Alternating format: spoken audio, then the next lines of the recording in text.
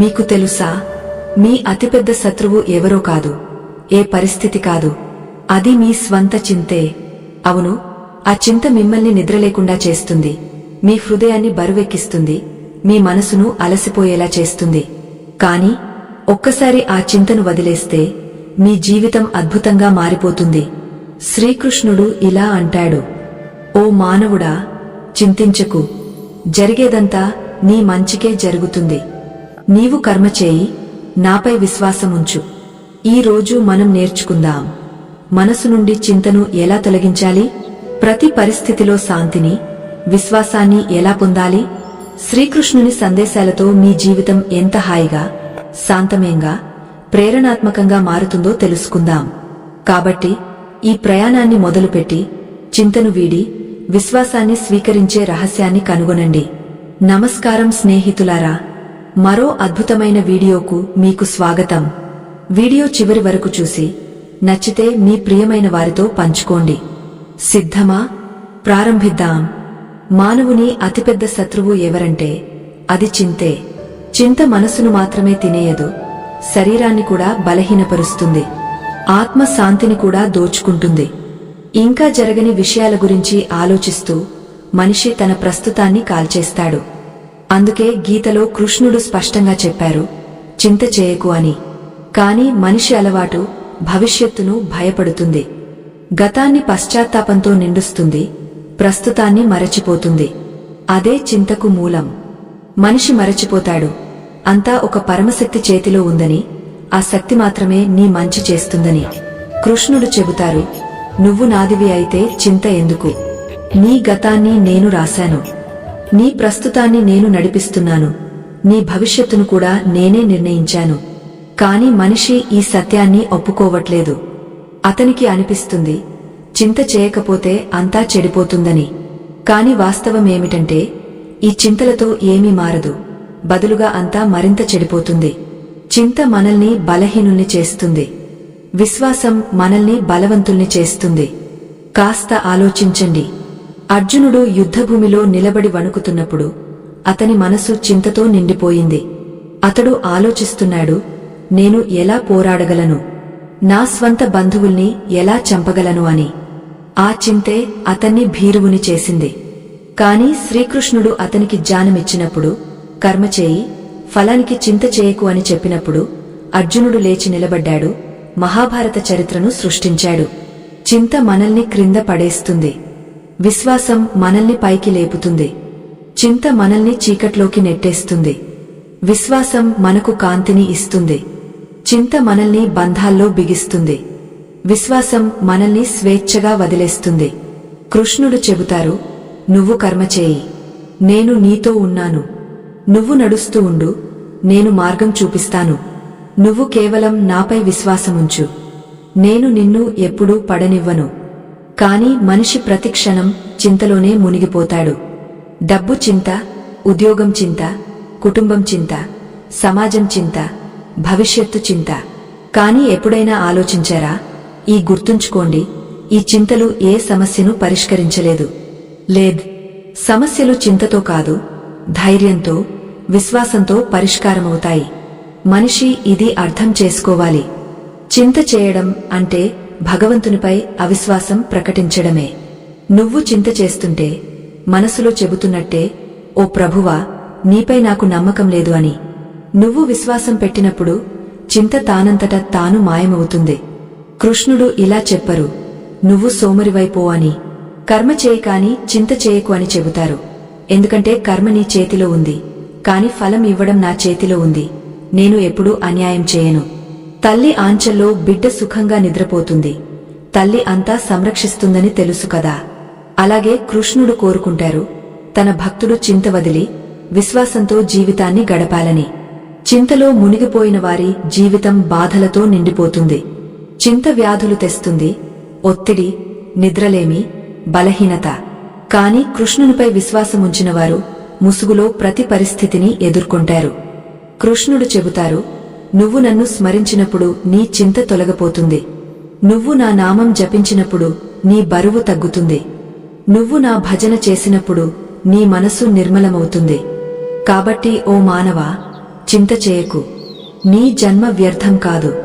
నీ జీవితం యాదృచ్ఛికం కాదు. ప్రతి క్షణం కృష్ణుడు నీతోనే ఉన్నారు. నువ్వు భావిస్తావు నీ భవిష్యత్తు చీకటిమయమని. కాని కృష్ణునికి తెలుసు నీ భవిష్యత్తు ప్రకాశవంతమని. నువ్వు ఆలోచిస్తావు నీ పరిస్థితులు మారవని. కాని కృష్ణునికి తెలుసు కాలం మారుతుంది, నీ కాలం కూడా మారుతుంది. నువ్వు అనుకుంటావు నీకు ఆసరా లేదని. కాని కృష్ణుడు చెబుతారు, నేనున్నాను నీకు ఆసరా. చింత వదిలి ప్రేమతో కృష్ణనామాన్ని జపించు. ఎందుకంటే చింతతో నీ జీవితం క్షీణిస్తుంది.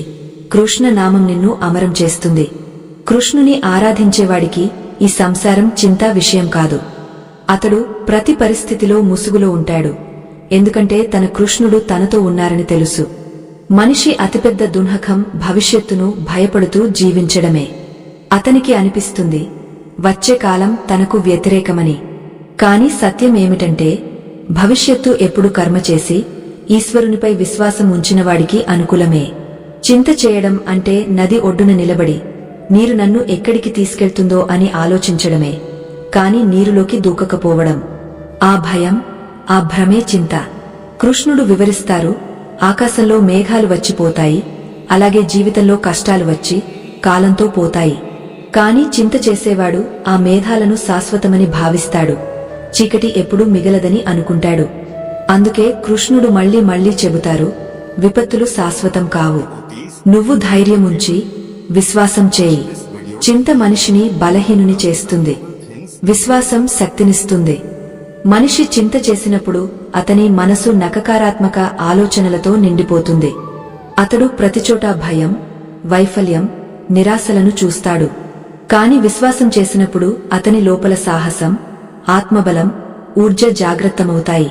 చింత చేసేవాడు ఆలోచిస్తాడు, నేను ఓడిపోతే ఏమవుతుంది అని. విశ్వాసం ఉంచినవాడు చెబుతాడు, కృష్ణుడు నాతో ఉంటే ఓటమి ఎలా వస్తుంది అని. కృష్ణుని సందేశం ఇదే, నువ్వు ఒంటరివి కావు. నువ్వు ఏడుస్తున్నప్పుడు నేను నీతో ఉన్నాను. నువ్వు పడిపోతున్నప్పుడు నేను నిన్ను పట్టుకుంటాను. నువ్వు విరిగిపోతున్నప్పుడు నేను నిన్ను అతికిస్తాను.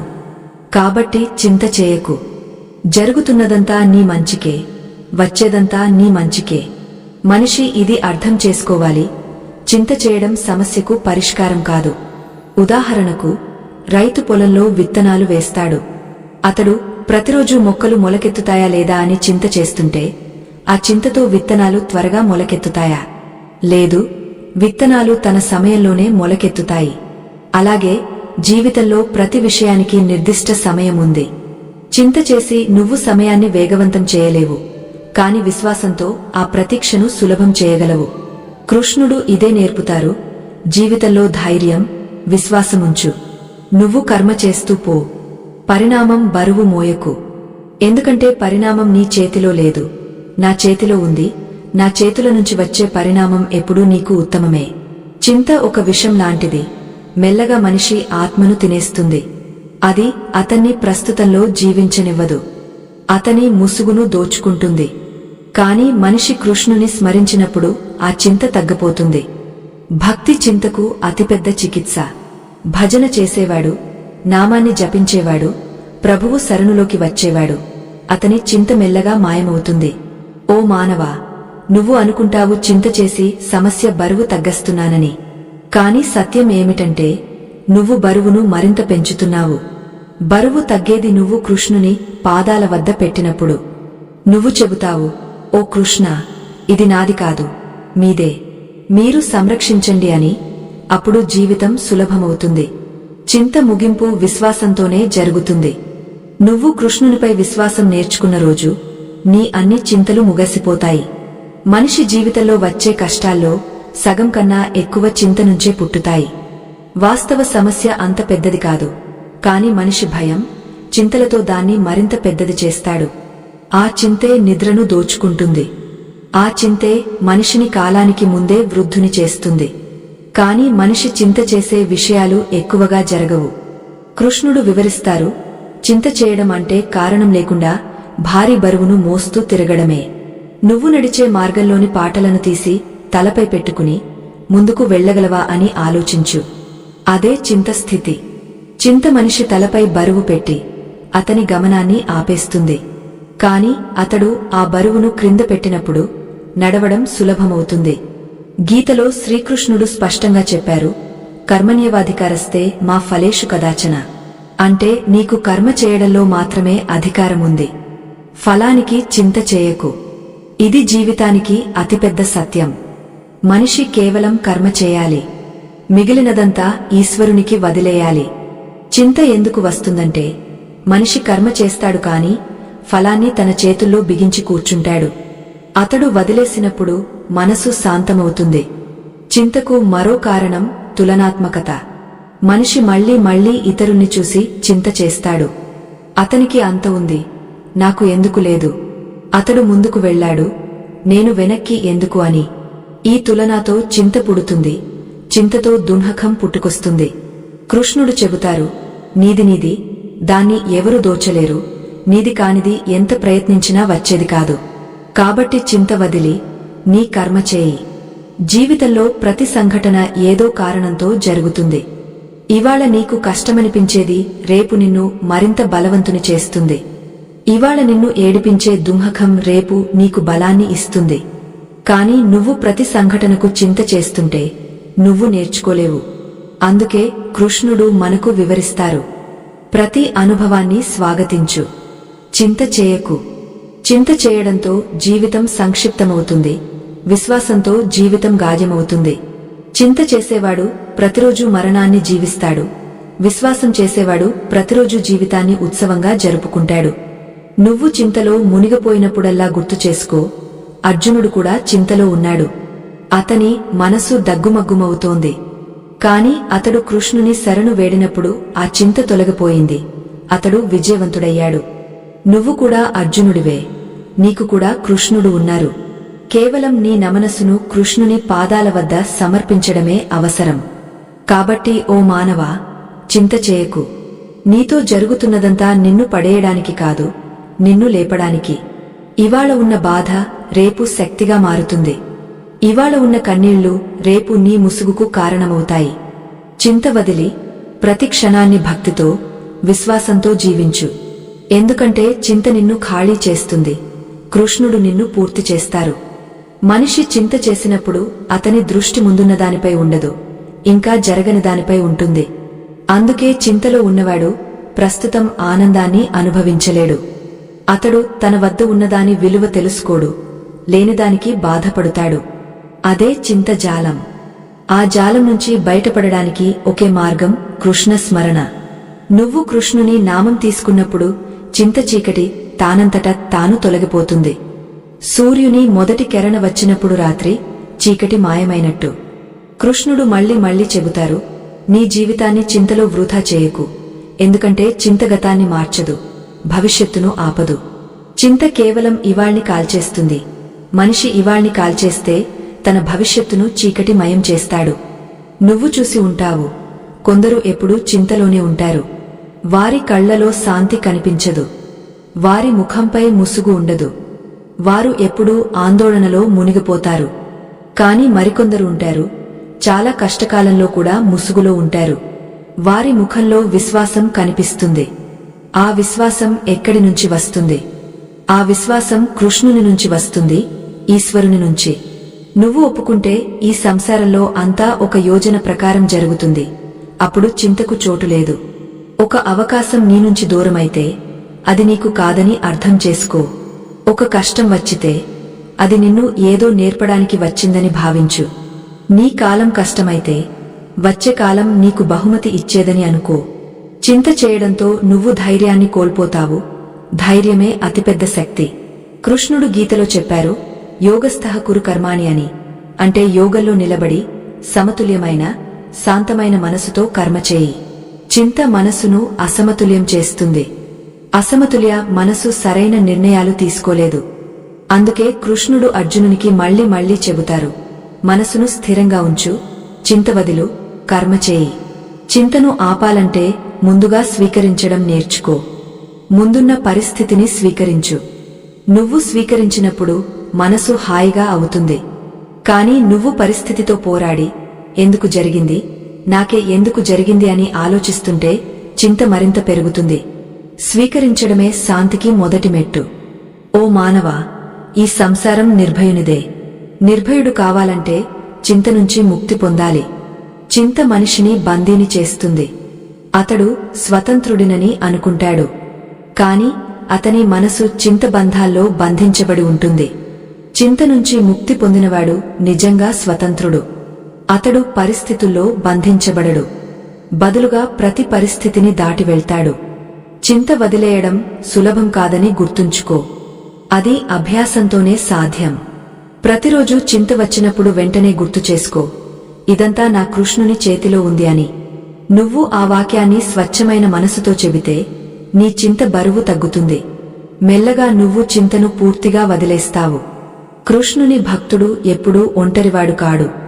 అతడు చింత వదిలి కృష్ణ నామం తీసుకున్నప్పుడు అతని ఆత్మకు అపారమైన శాంతి లభిస్తుంది. ఆ శాంతి గీత పచిస్తున్నప్పుడు అర్జునుని హృదయంలో వచ్చినట్టు. ఆ శాంతి ప్రతి భక్తునికి లభిస్తుంది, అతడు తన బరువును భగవంతునికి అప్పగించినప్పుడు. కాబట్టి ఈరోజు నుంచి సంకల్పం చేసుకో, పరిస్థితి ఎలాంటిదైనా, హాలతులు ఎంత కష్టమైనా నువ్వు చింత చేయవు. నువ్వు కర్మ చేస్తావు, పరిణామాన్ని కృష్ణునికి వదిలేస్తావు. ఎందుకంటే నీ జీవిత నావకు మల్లా స్వయంగా శ్రీకృష్ణుడైతే మునిగిపోవడం అనేది ప్రశ్నే రాదు. చింత మనిషి హృదయంలో అలాగే ఇంటికి చేస్తుంది, దీమక్ చెక్కలో ఇంటికి చేసినట్టు. బయటికి చెక్క బలంగా కనిపిస్తుంది, కాని లోపల ఖాళీ అవుతుంది. చింత కూడా అలాగే. బయటికి మనిషి సాధారణంగా కనిపిస్తాడు, కాని లోపల లోపల విరిగిపోతాడు. సమయం వచ్చినప్పుడు ఆ చింతే అతని జీవితంలో అతిపెద్ద అవకాశాల నుంచి దూరం చేస్తుంది. ఎందుకంటే చింతలోని మనసు నిర్ణయాలు తీసుకునే శక్తిని కోల్పోతుంది. కృష్ణుడు ఇదే వివరిస్తారు. చింత నుంచి రక్షణకు మార్గం భగవంతునిపై విశ్వాసం. నువ్వు జీవితాన్ని వారి చేతుల్లో అప్పగించినప్పుడు నీకు భయం మిగలదు. బిడ్డ తల్లి చేయి పట్టుకుని నడిచినట్టు ఆమె చేయి పట్టుకుందని తెలిసి మార్గంలో భయం లేదు. అలాగే నువ్వు కృష్ణుని పట్టుకున్నప్పుడు నిశ్చింతవవుతావు. చింతకు మరో కారణం అహంకారం. మనిషి అనుకుంటాడు, అంతా నేనే చేస్తున్నాను, అంతా నా నియంత్రణలో ఉంది అని. ఏదైనా తన ఇష్టానికి వ్యతిరేకంగా జరిగితే చింతలో మునిగిపోతాడు. కాని అతడు అర్థం చేసుకున్నప్పుడు నిజమైన సంచాలకుడు వేరే ఉన్నాడని, నేను కేవలం మాధ్యమాన్ని అని, అప్పుడు చింత తానంతట తాను మాయమవుతుంది. కృష్ణుడు ఇలా చెబుతారు, నువ్వు రథాన్ని నడుపుతున్నావు కాని సారథి నేను. నువ్వు బాణాలు వేస్తున్నావు కాని విజయం ఇచ్చేది నేను. జాగ్రత్తగా చూడు. జీవితంలో ప్రతి అధ్యాయం చింతతో కాదు, విశ్వాసంతోనే ముందుకు సాగుతుంది. చింత వదిలినవాడే మహానుడవుతాడు. అర్జునుడు చింత వదిలినప్పుడు మహాభారతం గెలిచాడు. మీరాబాయి చింత వదిలినప్పుడు విషం అమృతమైంది. ప్రహ్లాదుడు చింత వదిలినప్పుడు అగ్ని చల్లగా మారింది. ఇదే విశ్వాస శక్తి. ఇదే కృష్ణుని సందేశం. ఓ మానవా, చింత చేయకు. నీ హాలతులు కష్టమనిపిస్తే అవే నిన్ను ఉన్నత స్థానానికి తీసుకెళ్తాయని తెలుసుకో. చింత చేయడంతో నువ్వు హాలతుల నుంచి పారిపోతావు, విశ్వాసంతో వాటిని మార్చేస్తావు. చింతతో నువ్వు బలహీనుడవవుతావు, విశ్వాసంతో అజేయునవవుతావు. ఆలోచించు.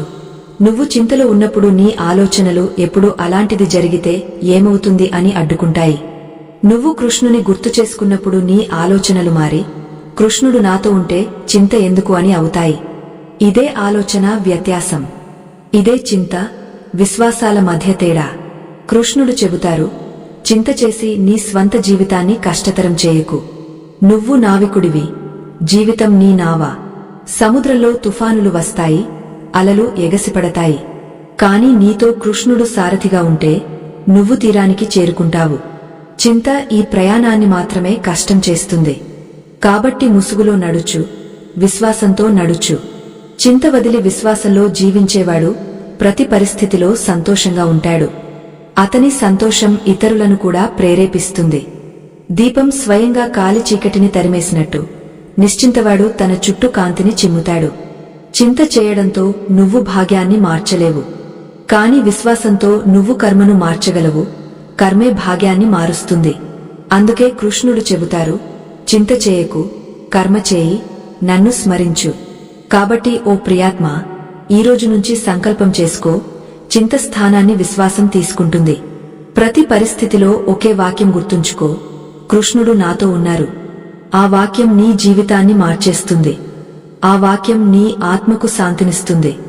చింత అతిపెద్ద మోసం ఏమిటంటే అది మనకు పరిష్కారం ఇస్తున్నట్టు అనిపిస్తుంది, కాని వాస్తవంలో పరిష్కారాన్ని మరింత దూరం చేస్తుంది. మనిషి చింతలో మునిగిపోయినప్పుడు అతని మనసు భవిష్యత్ కల్పనలతో నిండిపోతుంది.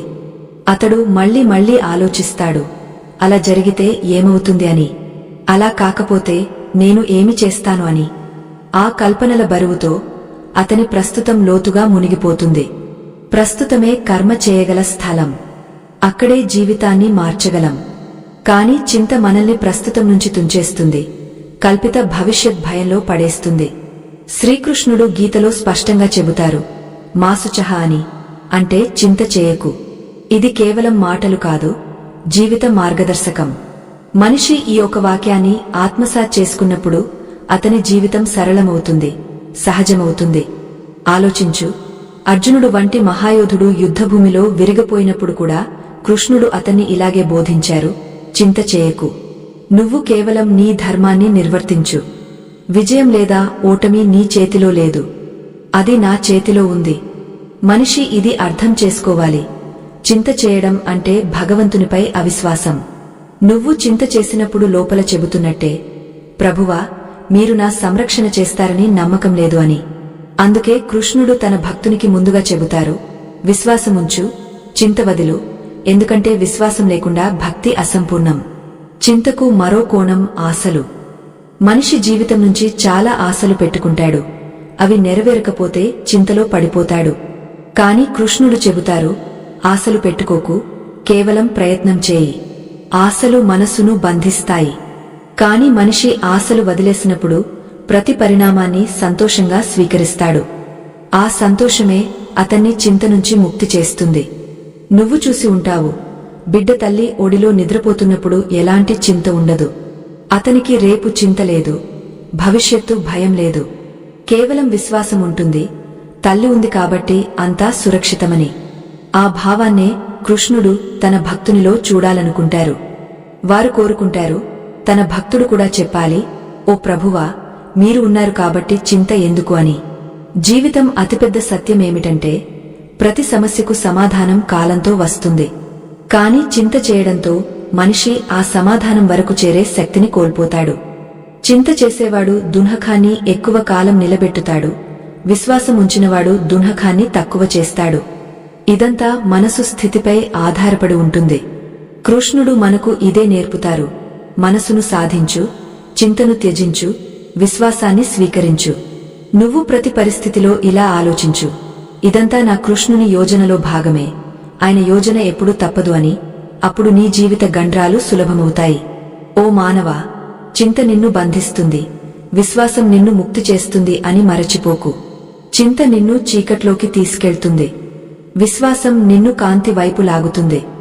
చింత నిన్ను ఆపేస్తుంది, విశ్వాసం నీకు ఆనందాన్ని ఇస్తుంది. అందుకే ఈరోజు నుంచి చింత వచ్చినప్పుడల్లా వెంటనే మనసును కృష్ణుని పాదాలకు అర్పించు. ఓ మాధవ, ఈ చింత కూడా మీదే అని చెప్పు. అప్పుడు చూడు, నీ హృదయ బరువు ఎలా తగ్గుతుందో. నువ్వు చింత చేయకు. ఇవాళ నిన్ను ఏడిపించేది రేపు నిన్ను ముసుగులో ఉంచుతుంది. ఇవాళ నిన్ను పడేసేది రేపు నిన్ను లేపుతుంది. ఇవాళ నువ్వు కష్టమనుకునేది రేపు నీ బలమవుతుంది. కేవలం ఒకే పని చేయి, విశ్వాసముంచు, కర్మ చేయి. మిగిలినదంతా కృష్ణునికి వదిలేయి.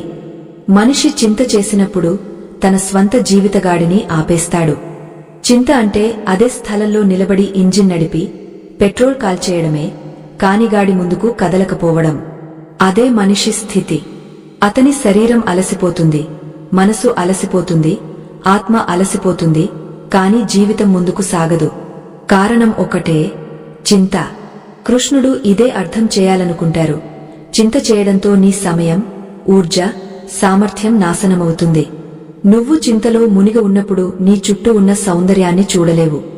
సూర్యుడు ఉదయిస్తాడు, పక్షులు కిలకిలలాడతాయి, పూలు వికసిస్తాయి. కాని చింతలో ఉన్న మనిషి కళ్ళు మూసుకుని ఉంటాయి. అతడు ఈ సంసార ఆనందం నుంచి వంచితుడవుతాడు.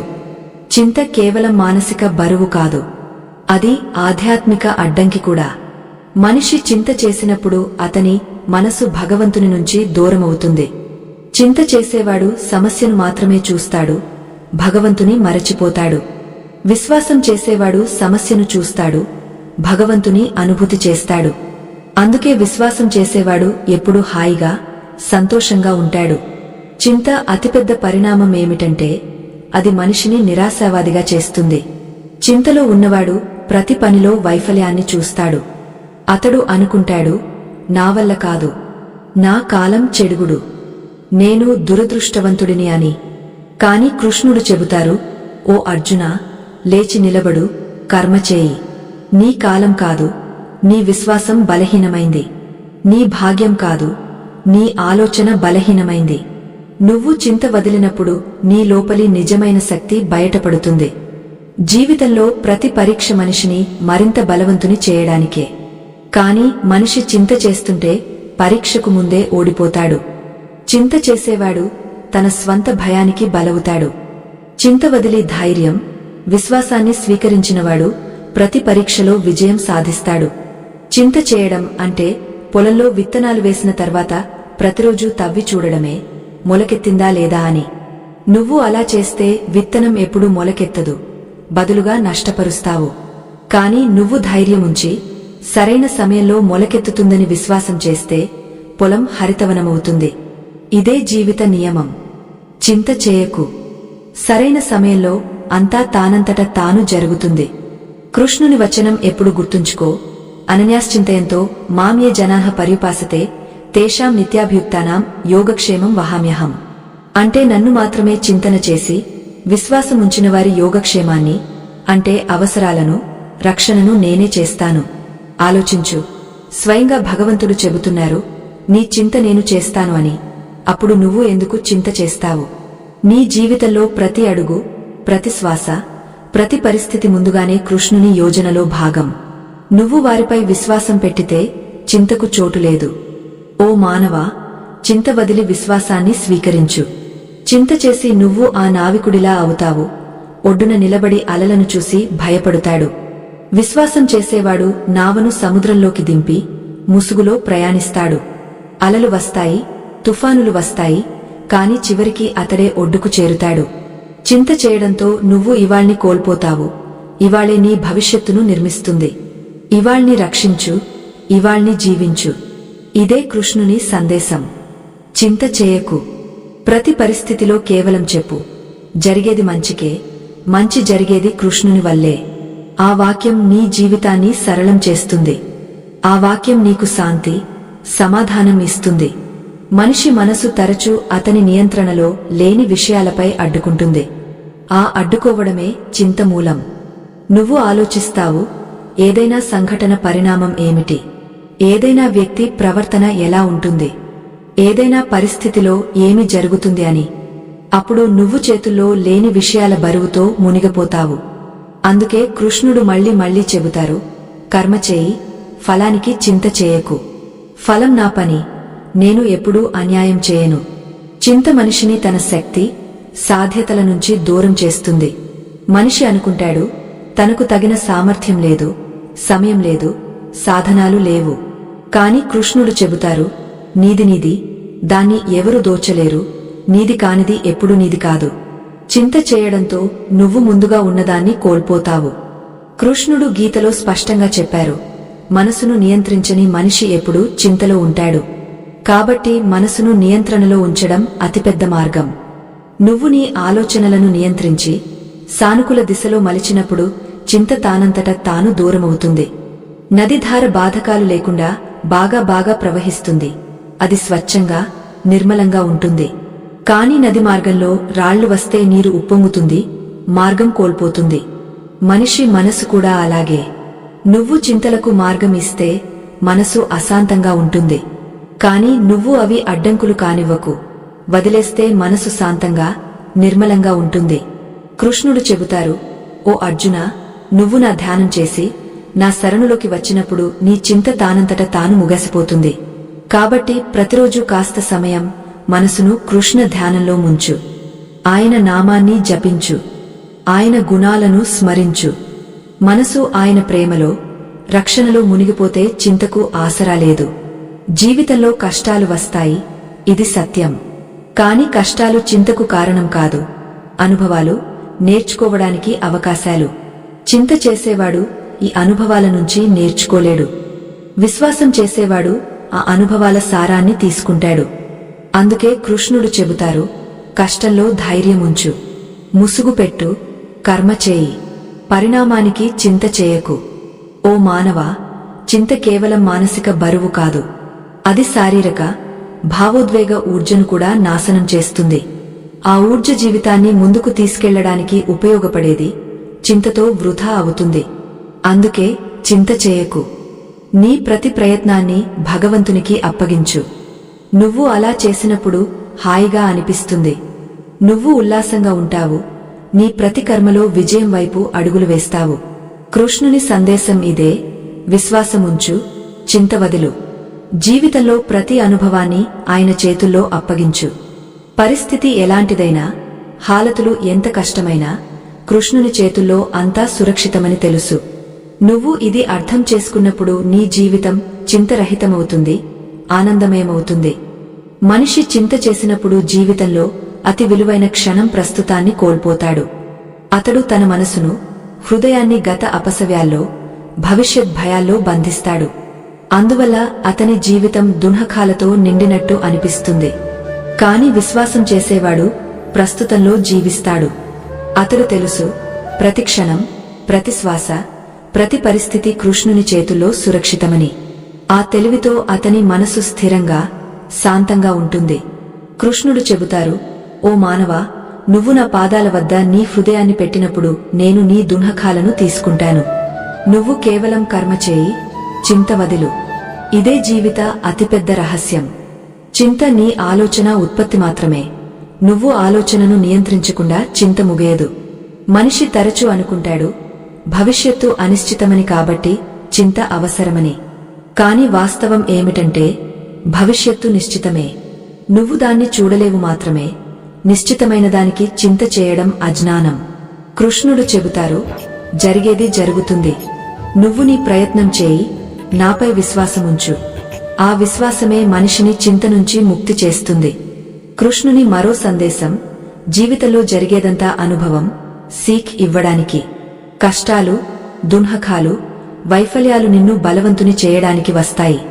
చింత చేసేవాడు ఈ అనుభవాలను బరువుగా భావిస్తాడు. విశ్వాసం చేసేవాడు వాటిని అవకాశాలుగా చూస్తాడు. ఇదే విజయం, వైఫల్యాల మధ్య తేడా. మనిషి అర్థం చేసుకోవాలి, చింత తన మనసు ఆట మాత్రమే. నువ్వు మనసును నియంత్రించడం నేర్చుకున్నప్పుడు చింతకు చోటు లేదు. నియంత్రణకు అతి సులభమైన, ప్రభావవంతమైన మార్గం కృష్ణ స్మరణ, భక్తి.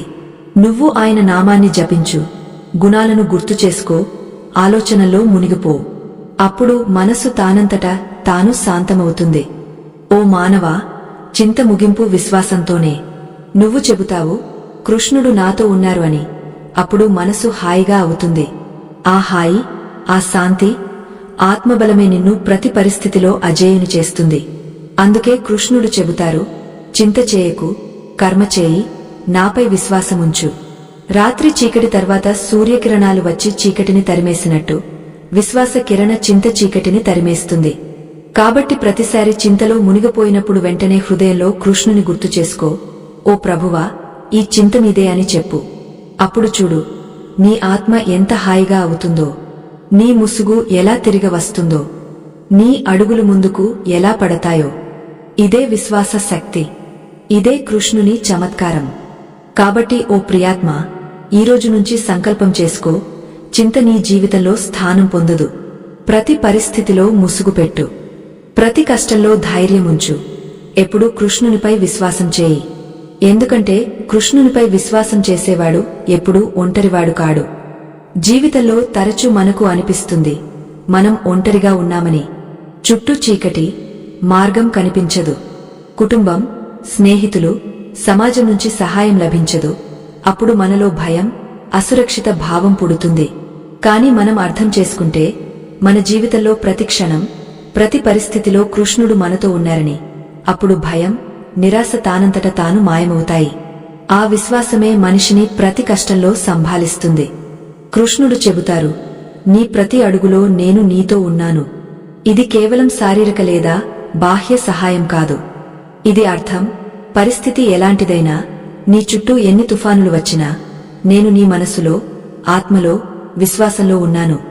నువ్వు నన్ను స్మరించి నా విశ్వాసం ఉంచినప్పుడు నీ లోపల అపార శక్తి, సాహసం జాగ్రత్తమవుతాయి. ధైర్యం, విశ్వాసం లేకుండా జీవితం అసంపూర్ణం. చాలాసార్లు మనిషి తన ప్రయత్నాలు చేసినా విజయం రాదు. అతడు అనుకుంటాడు, భగవంతుడు తనను పట్టించుకోలేదని. కాని సత్యం ఏమిటంటే, భగవంతుడు ప్రతి అడుగును చూస్తున్నారు. వారి సహాయం సమయం, పరిస్థితి సరిపడినప్పుడు వస్తుంది. అందుకే కొన్నిసార్లు మన విజయం ఆలస్యమవుతుంది, కాని తప్పకుండా వస్తుంది. గీతలో కూడా ఇదే నేర్పారు. కర్మ చేయి, ఫలానికి చింత చేయకు. ఇది కేవలం కర్మ, పరిణామాల మధ్య సమతుల్యం కాదు, విశ్వాసం గురించి. మనం ప్రయత్నాలు చేసి భగవంతునిపై విశ్వాసం ఉంచినప్పుడు ప్రతి అడుగులో విజయ సాధ్యత పుడుతుంది. ఆ విశ్వాసమే చెబుతుంది, నేను ప్రతి అడుగులో నీతో ఉన్నాను. మహాభారత యుద్ధంలో అర్జునుని ఉదాహరణ గుర్తుచేసుకో. అర్జునుడు తన స్వంత బంధువులు, గురువుల ముందు నిలబడి విచలితుడయ్యాడు. అతని మనసు కలత చెంది యుద్ధం చేయడం సరికాదని అన్నాడు. అప్పుడు కృష్ణుడు అతన్ని ధైర్యపరిచారు. అర్జునా, ధైర్యముంచు, నేను ప్రతి అడుగులో నీతో ఉన్నాను. ఆ వచనమే అర్జునుని లేపింది. ఈరోజు కూడా ప్రతి భక్తునికి ఇలాంటి ధైర్యం లభిస్తుంది. కష్టాలు ఎలాంటివైనా కృష్ణుడు ప్రతి అడుగులో తోడుగా ఉన్నారు. జీవిత కష్టాలు మనల్ని పరీక్షిస్తాయి. మనం ఒంటరిగా పడినప్పుడు, అంతా దోచేసినట్టు అనిపించినప్పుడు, అది మన బలాన్ని పరీక్షించడమే. ఆ సమయంలో విశ్వాసం ఉంచినవాడు మాత్రమే స్థిరంగా ఉంటాడు. ఆ విశ్వాసమే ప్రతి అడుగులో విజయాన్ని ఇస్తుంది. ధైర్యం, సాహసం, విశ్వాసం, ఈ 3 గుణాలు కృష్ణుని ఉనికి నుంచి పుడతాయి. మనిషి ఈ గుణాలను స్వీకరించినప్పుడు ప్రతి కష్టంలో శక్తి లభిస్తుంది. గాఢమైన వేళ్లు ఉన్న చెట్టు తుఫానులో కూడా నిలబడినట్టు, భగవంతుని విశ్వాసం ఉంచినవాడు ప్రతి సంకటంలో స్థిరంగా ఉంటాడు. గజేంద్రుడు మొసలి పంజాలో చిక్కుకున్నప్పుడు ఆలోచించు. అతడు ప్రార్థన చేశాడు. ఆ ప్రార్థన విని భగవంతుడు వెంటనే కనిపించి రక్షించారు. ఆ ప్రార్థన, విశ్వాసం గజేంద్రుని శక్తి. అలాగే ప్రతి మనిషి శక్తి అతని విశ్వాసంలో, భగవంతుని ఉనికి అవగాహనలో ఉంది. ధైర్యం, సంయమం, విశ్వాసం జీవితంలో అవసరం. అధీరుడు ప్రతి చిన్న కష్టానికి విరిగిపోతాడు. ధైర్యవంతుడు ప్రతి సంకటం నుంచి నేర్చుకుని బలవంతుడవుతాడు. అందుకే కృష్ణుడు ప్రతి అడుగులో తన భక్తుని తోడుగా నిలుస్తారు.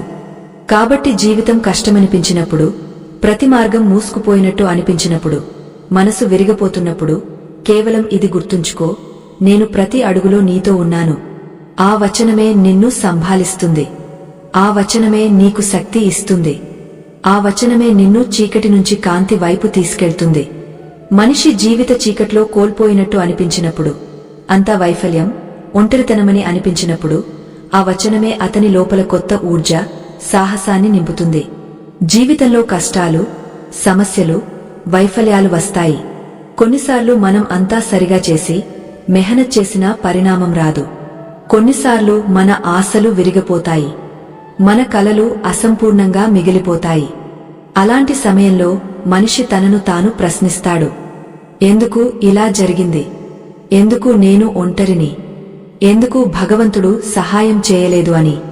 కాని సత్యమేమిటంటే, భగవంతుడు ప్రతి అడుగులో మనతో ఉన్నారు. వారు మన మెహనత్, ప్రార్థన, నిష్కను చూస్తున్నారు. కృష్ణుడు చెబుతారు, నేను ప్రతి అడుగులో నీతో ఉన్నాను. ఇది అర్థం, కష్టాలు రావని కాదు. అర్థం, ఎన్ని కష్టాలు వచ్చినా నీ లోపల, చుట్టూ నేను నీతో ఉంటాను. నువ్వు నన్ను గుర్తు చేసుకుని నా విశ్వాసం ఉంచినప్పుడు నీ లోపల అపార శక్తి, సాహసం జాగ్రత్తమవుతాయి. ధైర్యం, విశ్వాసం జీవితంలో అతి ముఖ్యమైన స్తంభాలు. నువ్వు కష్టంలో ఉన్నప్పుడు ఈ స్తంభాలే నిన్ను పడిపోకుండా సంభాలిస్తాయి. గాఢమైన వేళ్లు ఉన్న చెట్టు తుఫానులో నిలబడినట్టు, ధైర్యం, విశ్వాసం ఉంచినవాడు ప్రతి పరిస్థితిలో స్థిరంగా ఉంటాడు. అధీరుడు చిన్న కష్టానికి విరిగిపోతాడు. కాని ధైర్యవంతుడు ప్రతి సంకటాన్ని అవకాశంగా మార్చేస్తాడు. మహాభారతంలో అర్జునుని ఉదాహరణ గుర్తుచేసుకో. యుద్ధభూమిలో తన కుటుంబం, గురువుల ముందు నిలబడి యుద్ధం చేయడం సరికాదని అన్నాడు. అప్పుడు కృష్ణుడు అతన్ని ధైర్యపరిచారు. అర్జునా, నేను ప్రతి అడుగులో నీతో ఉన్నాను. ఆ విశ్వాసమే అర్జునుని లేపింది. ఈరోజు కూడా ప్రతి భక్తునికి ఇదే సందేశం. కష్టం ఎంతటిదైనా కృష్ణుడు ప్రతి అడుగులో తోడుగా ఉన్నారు. గజేంద్రుడు మొసలి పంజాలో చిక్కుకున్నప్పుడు ఆలోచించు. అతడు పూర్తి నిష్ఠతో భగవంతుని పిలిచాడు. ఆ ప్రార్థన విని భగవంతుడు వెంటనే కనిపించి రక్షించారు. ఆ విజయం అతని మెహనత్, విశ్వాసం పరిణామం. అలాగే నీ జీవిత కష్టాల్లో కూడా కృష్ణుడు నీతో ఉన్నారు. వారిని గుర్తు చేసుకో, విశ్వాసముంచు, ధైర్యం నిలబెట్టు. ఆ ధైర్యం అర్థం కేవలం వేచి ఉండడం కాదు, అర్థం కర్మ చేస్తూ ఉండు. కాని ఫలానికి చింత భగవంతునికి వదిలేయి. గీతలో కృష్ణుడు ఇదే నేర్పారు. కర్మణ్యేవాధికారస్తే మా ఫలేషు కదాచన. మనిషి ఇది అర్థం చేసుకున్నప్పుడు అతని లోపల స్థిరత, శక్తి పుడుతుంది. కృష్ణుడు ఎప్పుడూ ధైర్యవంత భక్తుని పరీక్షిస్తారు. ప్రహ్లాదుడు హిరణ్యకశిపుని అత్యాచారాల్లో కూడా విశ్వాసం, ధైర్యం కోల్పోలేదు. అలాగే ప్రతి భక్తుడు కష్టాల్లో విశ్వాసం, ధైర్యం నిలబెట్టాలి. స్థిరంగా, ధైర్యవంతంగా ఉన్నవాడే నిజమైన భక్తుడు. కొన్నిసార్లు జీవితంలో కష్టాలు మనల్ని పరీక్షించినప్పుడు మనసు గజగజలాడుతుంది. కాని ఆ సమయంలోనే కృష్ణుడు చెబుతారు, నీ హృదయాన్ని నా వైపు తిప్పు, నీ బాధలను నాకు అప్పగించు, నీవు కేవలం నీ కర్తవ్యాన్ని నిర్వర్తించు. అప్పుడు చూడు, నీ జీవితం ఎంత సరళమవుతుందో, నీవు ఎంత హాయిగా ఉంటావో. చింత అనేది ఒక బంధనం, అది నిన్ను ఆపేస్తుంది. కాని విశ్వాసం నిన్ను ఆకాశంలా విస్తరింపజేస్తుంది. ప్రతి కష్టంలో కృష్ణుని స్మరణ నీకు బలాన్ని ఇస్తుంది. నీవు ఆయన నామాన్ని జపించినప్పుడు నీ ఆత్మలో ఒక అపూర్వ శాంతి నిండుతుంది. ఆ శాంతే నిన్ను ప్రతి సంకటం నుంచి దాటిస్తుంది. ఓ మానవా, నీవు ఒక్కసారి ఆలోచించు. నీ జీవితంలో ఎన్నో సమస్యలు వచ్చాయి, పోయాయి. అవి శాశ్వతంగా ఉండలేదు. కాని నీవు చింత చేసినప్పుడు ఆ క్షణాలు నీకు అనంతంలా అనిపించాయి. కృష్ణుడు చెబుతారు, ఈ సంసారంలో సుఖం, దుఃఖం రెండూ తాత్కాలికమే. అవి వచ్చిపోతాయి. నీవు కేవలం నీ కర్మలో నిమగ్నమై ఉండు. నీవు నా శరణులో ఉన్నప్పుడు నీ బాధలు నీవి కావు, నావి అవుతాయి. అప్పుడు నీ మనసు హాయిగా, నిశ్చింతగా ఉంటుంది. ఒకసారి ఒక భక్తురాలు కృష్ణుని వద్దకు వచ్చింది. ఆమె కళ్లలో కన్నీళ్లు. ఆమె చెప్పింది, ఓ కృష్ణ, నేను నీ భక్తిని రోజు చేస్తాను.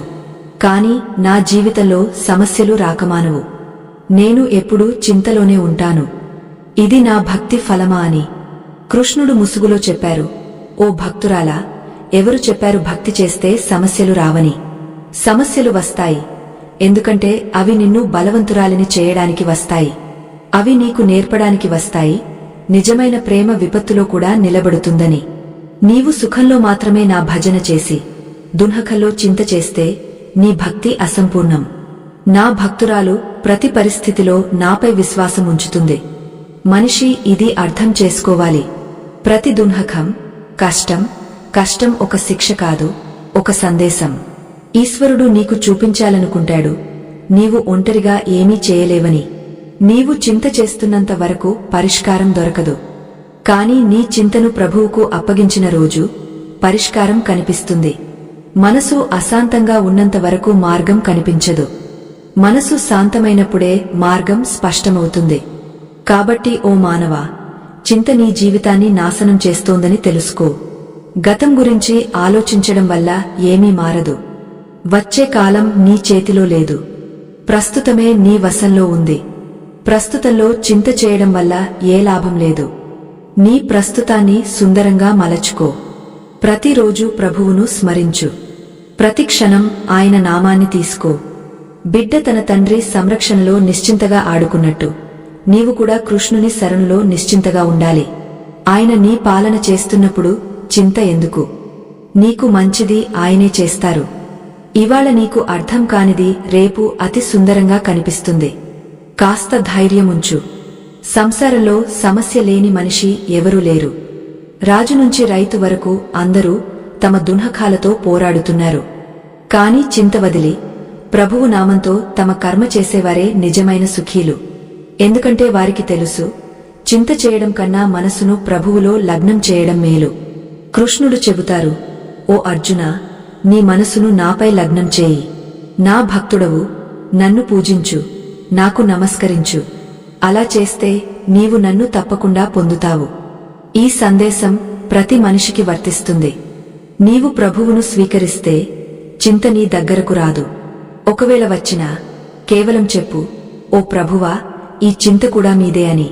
అప్పుడు చూడు, నీ జీవితం ఎంత సరళమవుతుందో. కొందరు చెబుతారు, నేను పెద్ద సంకటంలో ఉన్నాను, మార్గం కనిపించడం లేదు. కాని ఓ మానవా, నీ మార్గం అయిపోయిన చోట నుంచి కృష్ణుని మార్గం మొదలవుతుంది. నీ శక్తికి హద్దు ఉంది, కాని ఆయన కృపకు హద్దు లేదు. నీ సాధనాలు పరిమితం, కాని ఆయన దయ అపరిమితం. కాబట్టి చింత వదిలు, మనసులో విశ్వాసముంచు. ఇవాళ నిన్ను బాధించే ప్రతి విషయం కొంతకాలం తర్వాత అల్పమైనట్టు అనిపిస్తుంది. 10 ఏళ్ల క్రితం నీవు ఏ విషయాల గురించి చింత చేశావో అవి ఇవాళ కూడా అంత ముఖ్యమా? లేదు. ఎందుకంటే కాలంతో అంతా మారుతుంది. అందుకే కృష్ణుడు చెబుతారు, పరివర్తనశీలమైన దానికి చింత చేయడం వృథా. నీవు చింత చేయవలసింది అనంతమైన నాకు మాత్రమే. నీ జీవితం చింత నుంచి ముక్తి పొందకుండా సుందరం కాదు. చింత నుంచి ముక్తి కేవలం కృష్ణుని శరణులో వెళ్లడం ద్వారా లభిస్తుంది. నీవు చెప్పు, ఓ ప్రభువా, ఇక నా జీవితం మీరు సంభాళించండి. మీరు ఇచ్చేది నేను స్వీకరిస్తాను. ఆ రోజు నుంచి నీ జీవితం సులభమవుతుంది. కృష్ణుడు తన ప్రతి భక్తునికి ఇదే బోధించారు. రాధమ్మ ఆయన నుంచి విడిపోయి దుఃఖించినప్పుడు కృష్ణుడు ఆమెతో చెప్పారు, రాధే, చింత చేయకు. ప్రేమలో వియోగముండదు. నీవు ఎక్కడ ఉన్నా నేను అక్కడే ఉన్నాను. నీ ప్రేమను నిలబెట్టు.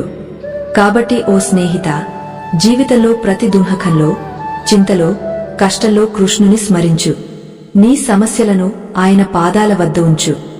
అప్పుడు నిశ్చింతగా నీ కర్తవ్యంలో నిమగ్నమవు. ఇదే అతి పెద్ద సత్యం. ఈ సత్యాన్ని నీవు అర్థం చేసుకున్నప్పుడు నీ జీవితం కొత్త దిశలో సాగుతుంది. చింతరహితంగా, సుఖమయంగా, శాంతితో ప్రభువు ప్రేమలో మునిగిపోతుంది.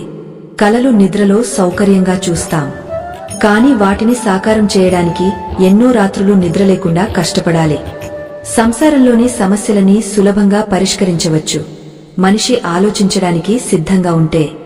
సమస్య ఏమిటంటే, మనిషి ఆలోచించకుండా ఉండడానికి రకరకాల ప్రయత్నాలు చేస్తాడు. ఎందుకంటే ఆలోచించడం అంత కష్టమైన పని. కష్టపడి పని చేయడం విజయానికి చెల్లించవలసిన ధర. నేను భావిస్తున్నాను, నీవు ఆ ధర చెల్లించడానికి సిద్ధంగా ఉంటే నీవు ఏదైనా సాధించగలవు. ఒకసారి ఒక గురువు తన శిష్యులతో కలిసి నది ఒడ్డున స్నానం చేయడానికి వెళ్లారు. ఉదయం పొద్దున్నే వెళ్లారు. గురువు నది ఒడ్డున కూర్చున్నారు. గురువు కూర్చున్న చోట చూసి శిష్యులందరూ కాసేపు కూర్చోవాలని భావించారు. గురువు నదిని చూస్తూ కూర్చున్నారు. శిష్యులందరూ ఈ దృశ్యాన్ని చూసి కొంచెం ఆశ్చర్యంగా, ఆందోళనగా ఉన్నారు. ఉదయం నుంచి సాయంత్రం అయ్యింది, కాని గురువు నదిలోకి దిగలేదు. కేవలం నదిని చూస్తూ ఉన్నారు. శిష్యులందరూ ఈ దృశ్యాన్ని చూసి విసిగిపోయారు. కాని గురువు ముందు ఎవరు మాట్లాడతారు అని ఆలోచించి నిశ్శబ్దంగా ఉన్నారు. కాని ఒక శిష్యుని ఓపిక ఆగపోయింది. అతడు ప్రేమగా గురువును అడిగాడు, గురుజీ, మనం నదిలో ఎప్పుడు దిగుతాం? మీరు ఎవరికోసం వేచి ఉన్నారు? అప్పుడు గురువు అతని వైపు చూసి చెప్పారు, ఈ నది ప్రవాహం ఆగినప్పుడు మనం దిగుతాం. శిష్యులందరూ ఈ సమాధానం విని ఆశ్చర్యపోయారు. ఒకరినొకరు చూసుకున్నారు. వారికి ఈ మాట అర్థం కాలేదు. మరొక శిష్యుడు తన సందేహాన్ని వ్యక్తం చేస్తూ అడిగాడు, గురుజీ, అది ఎలా సాధ్యం? నది ప్రవాహం ఎలా ఆగుతుంది? అది అసాధ్యం.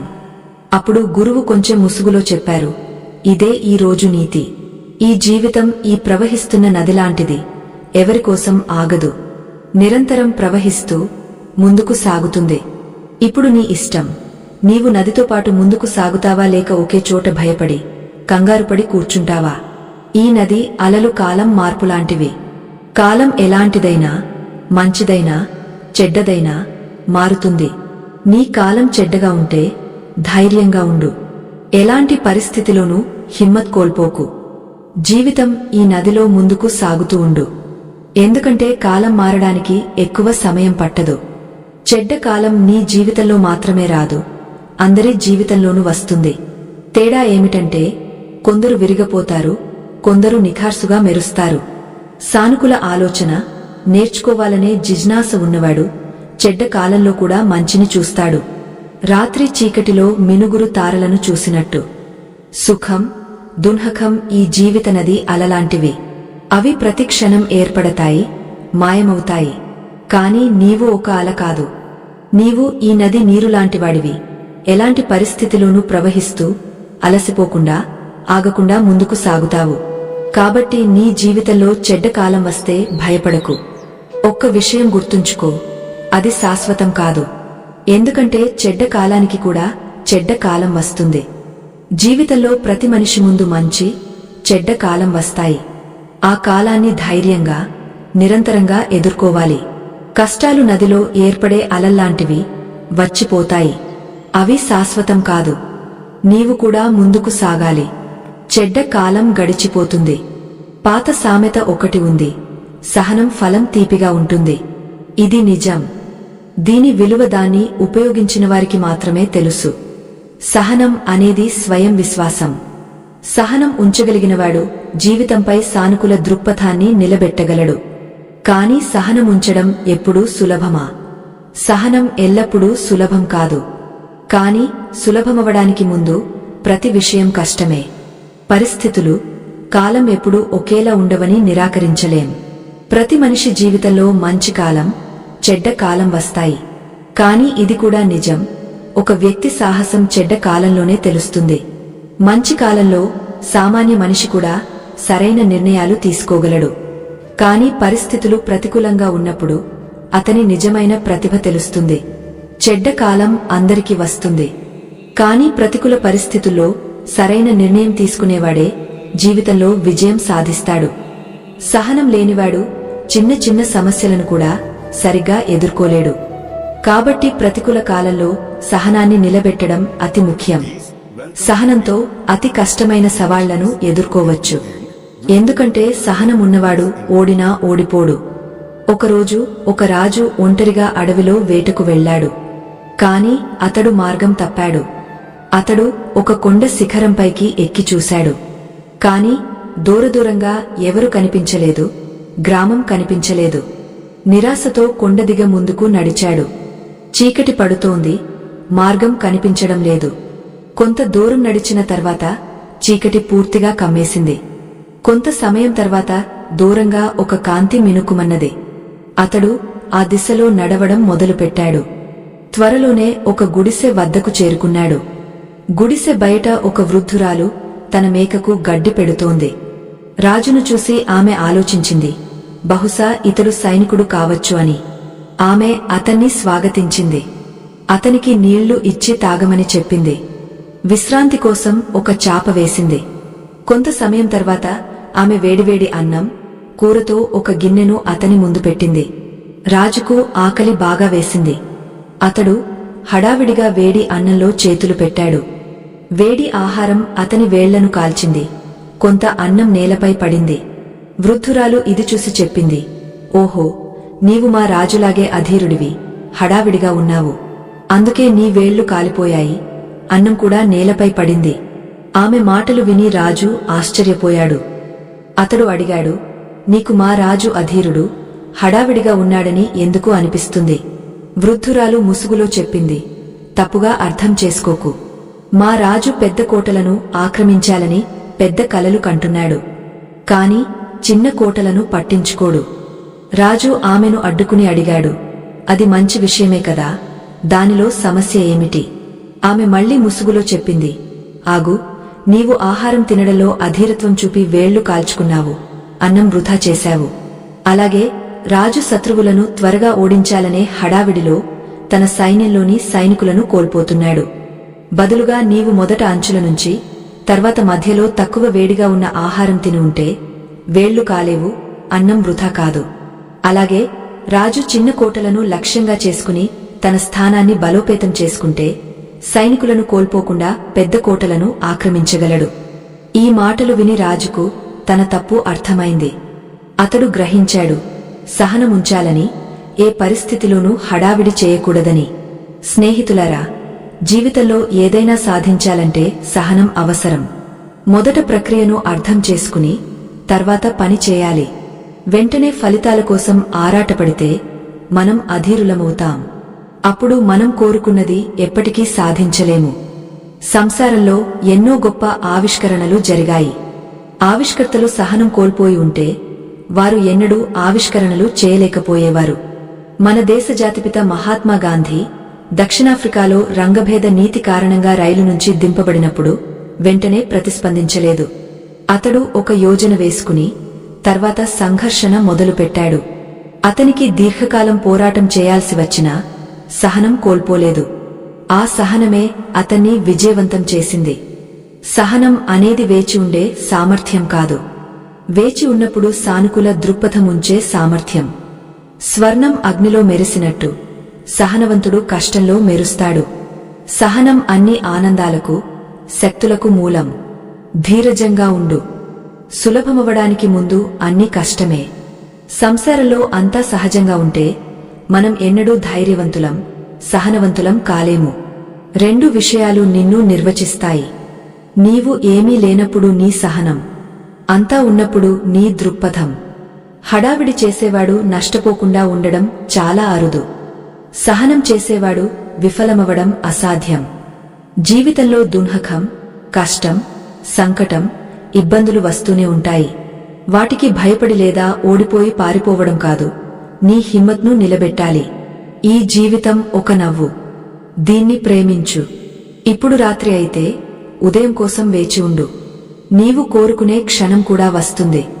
నీ ప్రభువుపై భరోసా ఉంచు. కాలంపై నమ్మకముంచు. కాలంతో పోరాడి తన నీతిని మార్చేవాడు మనిషి. తన తలరాతను మార్చేవాడు నిజమైన మనిషి. రేపు ఏమవుతుందని ఎప్పుడూ ఆలోచించకు. ఎవరికి తెలుసు, రేపు కాలం తన చిత్రాన్ని మార్చేస్తుందేమో. నీవు పడిపోవడం నీ ఓటమి కాదు. నీవు మనిషివి, అవతారం కాదు. పడు, లేచి నడుచు, పరిగెత్తు, మళ్లీ సాగు. ఎందుకంటే జీవితం సంక్షిప్తం. దానికి సారం లేదు. పట్టుదలతో ఉండు. తలరాతలో లేనిది సాధించడం నేర్చుకో. మంచి కాలం తప్పకుండా వస్తుంది, కాని తన సమయంలోనే వస్తుంది. జీవితం నీకు సుఖం ఇవ్వకపోతే అనుభవాలను తప్పకుండా ఇస్తుంది.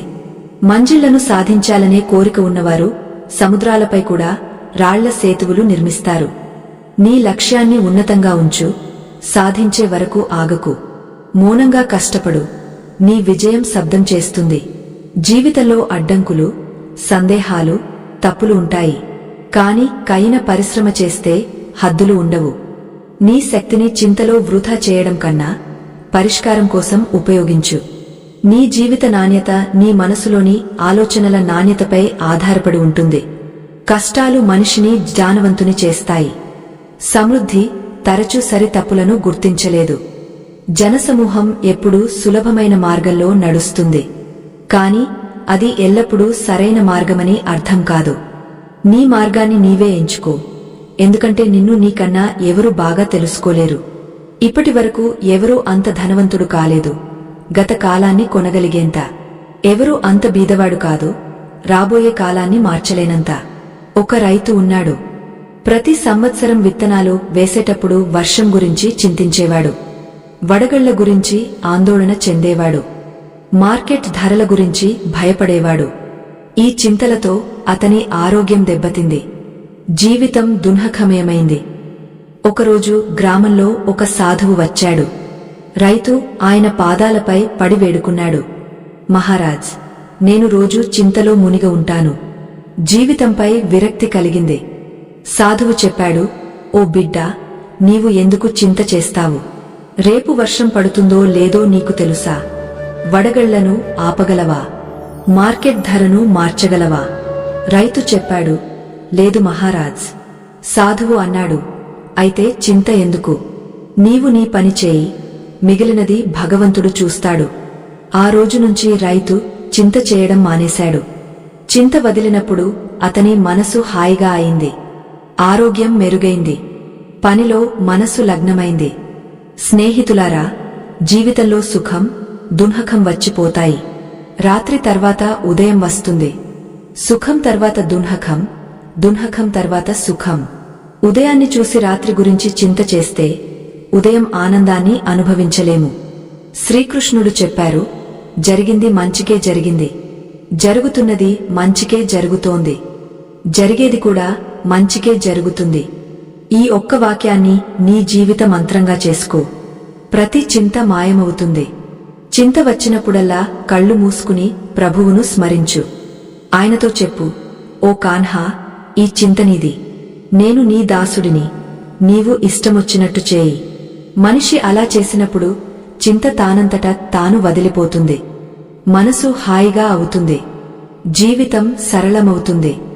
సోదరి సోదరులారా, ఈ రోజు కూడా నీ మనసులో ఏదైనా చింత ఉంటే, భవిష్యత్తు గురించి, పిల్లల గురించి, ధనం గురించి, పని గురించి, బంధాల గురించి, సమాజం గురించి ఒక్కసారి ప్రభువు భరోసాలో వదిలేసి చూడు. ప్రతి సమస్యకు పరిష్కారం తానంతట తాను వస్తుంది. ఇది కల్పన కాదు, నిజమైన అనుభవం. శ్రీకృష్ణునిపై విశ్వాసముంచినవాడి ప్రతి చింత మాయమైంది. అతని జీవితంలో దుఃఖం వచ్చినా చింత చేయకుండా కృష్ణనామంతో ముసుగు పెట్టాడు. ఇదే జీవితం. చింతలో కాలిపోవడం జీవితం కాదు. ప్రతి పరిస్థితిలో నవ్వుతూ ప్రభువు నామంతో నీ పని చేస్తూ ఉండడమే నిజమైన జీవితం. మనిషి చింత చేసినప్పుడు తన ప్రస్తుతాన్ని కోల్పోతాడు. అతని దృష్టి గతంలో తిరుగుతుంది, లేదా భవిష్యత్ కల్పనలో చిక్కుకుంటుంది. ఇప్పుడు తన ముందు ఉన్నది, తన వద్ద ఉన్నది అతనికి దూరమవుతుంది. శ్రీకృష్ణుడు చెప్పారు, ప్రస్తుత కాలమే అతి ముఖ్యం. గతం ఒక స్మృతి, రాబోయేది కల్పన. నీది ఈ క్షణం మాత్రమే. ఈ క్షణంలో నీవు చేయగలిగింది చేయి, మిగిలినదంతా నాకు వదిలేయి. మనిషి ఈ విషయాన్ని మరచిపోతాడు. అతడు తన అధీనంలో లేని విషయాల గురించి చింతిస్తాడు. చింత బరువు మనిషిని లోపల ఖాళీ చేస్తుంది. అతని శక్తిని నాశనం చేస్తుంది. అతని మనసు శాంతిని దోచుకుంటుంది. అతని ముఖంపై ముసుగును దోచుకుంటుంది. అతని బంధాల్లో చీలికలు తెస్తుంది. చింత చేస్తూ చేస్తూ మనిషి ఒక స్థితికి చేరతాడు. అక్కడ అతనికి తన జీవితం వ్యర్థమని అనిపిస్తుంది. తన వద్ద ఉన్నది ఏమీ లేదని భావిస్తాడు. అతడు ఇతరులతో తనను తాను పోల్చుకోవడం మొదలు పెడతాడు. అక్కడి నుంచి కొత్త చింత పుడుతుంది. ఎందుకు నాకు ఇతరుల వద్ద ఉన్నవి లేవు అని. కాని ఓ ప్రియాత్మలారా, శ్రీకృష్ణుడు గీతలో స్పష్టంగా చెప్పారు, ఎవరితోనూ తులనాత్మకత చేయకు, ఎవరినీ అనుకరించి జీవించకు. ప్రతి ప్రాణి భాగ్యం, మార్గం, అనుభవం వేర్వేరు. ఒకరు నడిచే మార్గం నీకు సరిపడాలని లేదు. ఒకరి స్థితిలో నీకు సుఖం లభించాలని అవసరం లేదు. మనిషి స్వభావం ఎంత వింతైనది. తనకు లభించిన దాని ఆనందాన్ని అనుభవించడు. లేనిదాని గురించి చింతిస్తాడు. ఇవాళ తన వద్ద ఉన్నదాని విలువ తెలుసుకోడు. పోగొట్టుకున్నదానికి శోకిస్తాడు. ఇదే చింతకు కారణం. కాని మనిషి ఈ సంసారాన్ని ప్రభువు లీలగా భావించి తన జీవితాన్ని ఆ లీలలో ఒక చిన్న పాత్రగా చూస్తే అతని చింతలన్నీ మాయమవుతాయి. ఎందుకంటే అప్పుడు అతనికి విశ్వాసం కలుగుతుంది, జరిగేదంతా శ్రీకృష్ణుని హితం కోసమే. చిన్న బిడ్డ తల్లి ఒడిలో నిశ్చింతగా నిద్రపోతుంది, బయట ఎన్ని తుఫానులు వచ్చినా సరే. అలాగే మనిషి తన మనసును కృష్ణుని పాదాలకు సమర్పిస్తే ఎలాంటి చింత అవసరం లేదు. ఎందుకంటే ఆ చింత అతనిది కాదు, ప్రభువుది అవుతుంది. చింత ప్రభువుది అయినప్పుడు దాని పరిష్కారానికి ఆలస్యముండదు. ఒకసారి ఒక భక్తుడు కృష్ణుని అడిగాడు, ఓ ప్రభూ, నీవు చింత చేయకు అని చెబుతావు, కాని సమస్య వచ్చినప్పుడు మనసును ఎలా ఆపాలి? కృష్ణుడు ముసుగులో చెప్పారు, ఓ ప్రియమైనవాడా, నీవు ఈ సత్యాన్ని స్వీకరించినప్పుడు ప్రతి సమస్యకు తన సమయంలో పరిష్కారం ఉంటుందని, ఆ బరువును మోసేది నేనని తెలుసుకున్నప్పుడు నీకు చింత చేయాల్సిన అవసరమే ఉండదు. ఎందుకంటే నీ పని కేవలం కర్మ చేయడం, పరిణామం నా బాధ్యత. సంసారంలో ఎన్నో మహానుభావులు, సాధువులు, రాజులు, యోధులు సమస్యలను ఎదుర్కొన్నారు. కాని వారిని వేరు చేసింది వారి నిశ్చింతత. వారు పరిస్థితిని స్వీకరించారు, సంఘర్షించారు, కాని చింత చేయలేదు. ఎందుకంటే వారికి తెలుసు, చింతతో ఏమీ మారదు. ఓ మానవా, నీకు జీవితం లభించింది, దాని ఆనందాన్ని అనుభవించు. సమస్య ఉంటే దాని పరిష్కారం కోసం ప్రయత్నించు, కాని చింత చేయకు. చింత నిన్ను బలహీనుని చేస్తుంది. బలహీనుడైనవాడు జీవితంలో గొప్ప పనులు చేయలేడు. చింత వదిలినవాడే నిజమైన నిర్భయుడు. నదిధార ఆగకుండా అలసిపోకుండా ప్రవహిస్తుంది, ఎన్ని రాళ్లు అడ్డొచ్చినా. అలాగే నీవు కూడా నీ కర్మ మార్గంలో సాగాలి. ప్రతి రాయిని చూసి ఆగపోతే, ప్రతి అడ్డంకికి చింత చేస్తే నీవు నీ మంజిల్కు చేరుకోలేవు. కృష్ణుడు చెబుతారు, ఓ ప్రియాత్మా, నీ చింత నేను చూస్తాను. నీవు కేవలం నాపై విశ్వాసముంచు. నీ మనసును నా పాదాలకు అర్పించు. అప్పుడు చూడు, నీ లోపల ఎంత శాంతి కలుగుతుందో. నీవు నన్ను నీ నిజమైన స్నేహితుడిగా, సహాయకుడిగా స్వీకరించిన రోజు నీ చింత నాది అవుతుంది. రైతు పొలంలో విత్తనాలు వేసినప్పుడు ఫసలు ఎప్పుడు మొలకెత్తుతాయని ఆలోచించడు. అతడు తన పనిలో నిమగ్నమై ఉంటాడు. తన సమయంలో ఫసలు మొలకెత్తుతాయని అతనికి తెలుసు.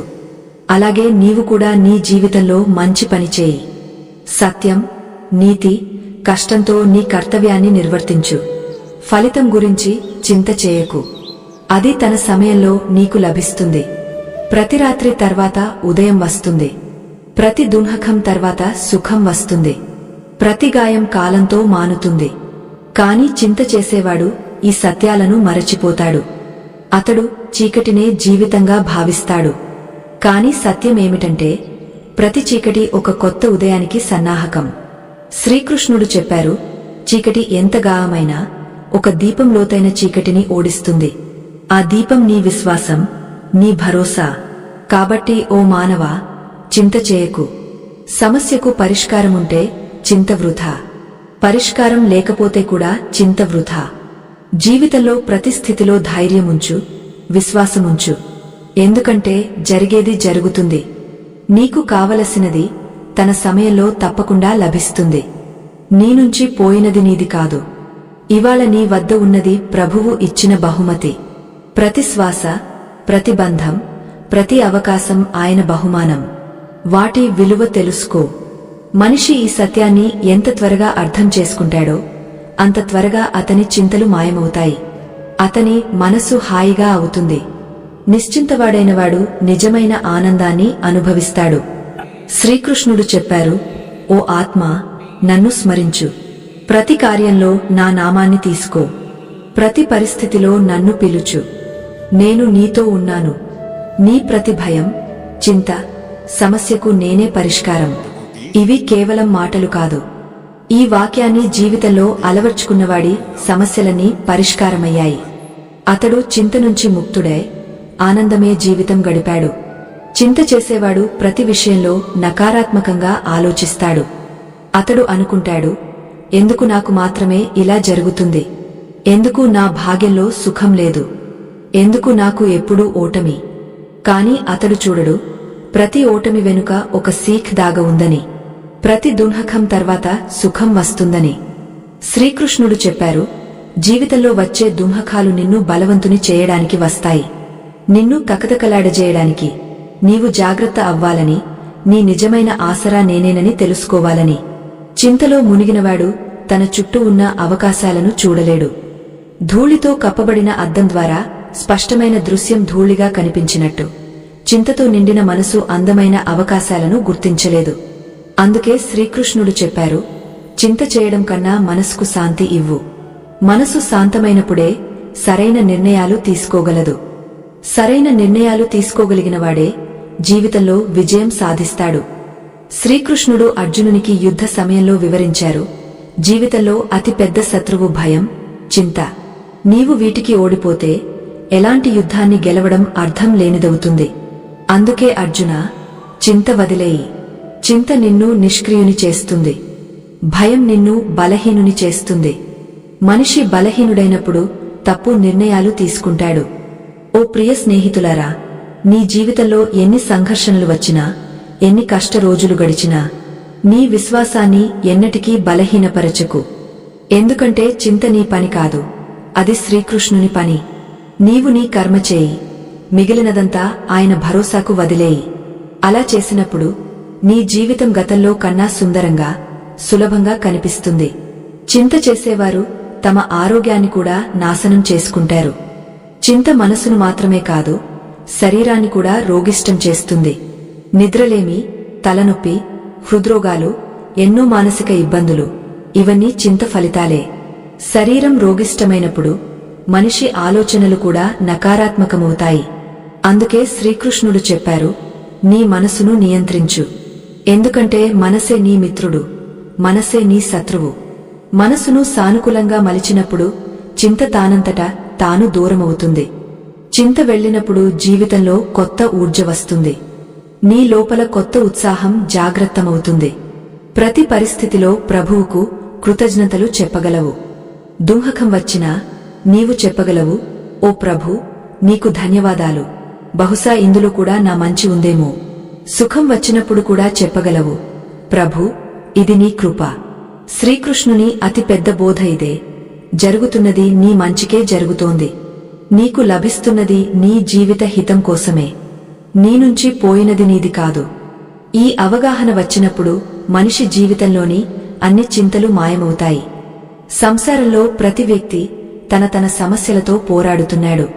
కొందరు ఆర్థిక ఇబ్బందులతో, కొందరు ఆరోగ్య సమస్యలతో, కొందరు కుటుంబ కలహాలతో, కొందరు బంధాలు విరిగిపోవడంతో.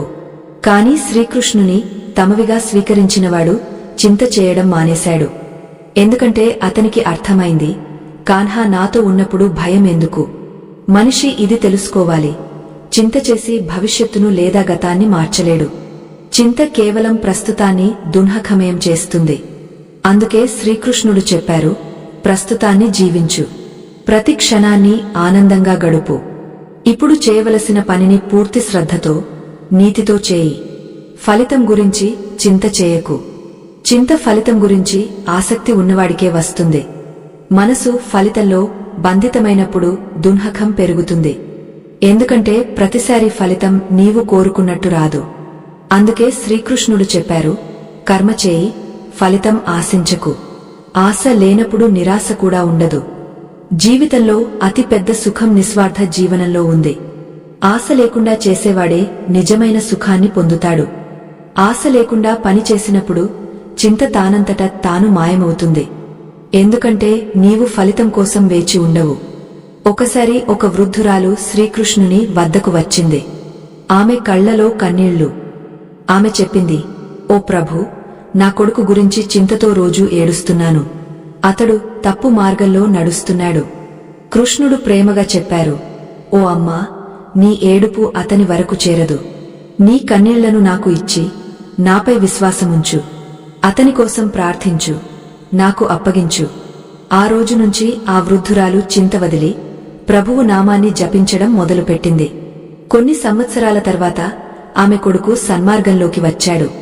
శ్రీకృష్ణుడు తన భక్తుని పిలుపును ఎన్నడూ అనాథగా వదిలేయలేదు. కేవలం విశ్వాసం అవసరం. మనిషికి ఈ విశ్వాసం కలిగితే ఎవరో ఒకరు తన చింతను చూస్తారని అతడు ఎన్నడూ చింత చేయడు. ఆ ఎవరూ సామాన్యమైనవారు కాదు, స్వయంగా యోగేశ్వర శ్రీకృష్ణుడు.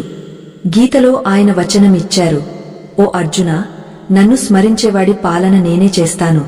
ఆలోచించు, స్వయంగా భగవంతుడు నీ పాలన చేస్తానని వచనమిస్తే నీకు ఏ చింత అవసరం? కాబట్టి ఓ మానవా, నీ సమస్య ఏదైనా కాన్హాకు అప్పగించు. నీ మనసును ఆయన పాదాల వద్ద ఉంచు. అప్పుడు నిశ్చింతగా నీ కర్మ చేయి. జరిగేది మంచికే. ఇప్పుడు బాధగా అనిపించినా దాని వెనుక పెద్ద మంచి దాగ ఉంది. నీవు ఇప్పుడు అర్థం చేసుకోలేకపోవచ్చు, కాని సమయం వచ్చినప్పుడు అర్థమవుతుంది. శ్రీకృష్ణుని ప్రతి కార్యం తన భక్తుని హితం కోసమే. అది ఇప్పుడు దుఃఖకరంగా అనిపించినా చివరికి అదే నీ జీవితంలో అతి సుందరమైన అధ్యాయం అవుతుంది. కేవలం విశ్వాసముంచు, చింత చేయకు. ఎందుకంటే చింత కన్నా పెద్ద వ్యాధి లేదు, విశ్వాసం కన్నా గొప్ప ఔషధం లేదు. మనిషి చింత చేసినప్పుడు అతని మనసు అశాంతమవుతుంది. అశాంతమైన మనసు ఎన్నడూ మంచి నిర్ణయం తీసుకోలేదు. చింత స్వభావం ఏమిటంటే అది ముందుగా మనిషి ఆలోచనా శక్తిని నాశనం చేస్తుంది. ఆలోచనా శక్తి పోయినప్పుడు అతడు ప్రతి విషయంలో నకారాత్మకతను చూడడం మొదలు పెడతాడు. ప్రతి వ్యక్తిలో, పరిస్థితిలో, పరిణామంలో లోపాలను కనుగొంటాడు. మెల్లగా అతని ఆత్మపై బరువు పెరుగుతుంది.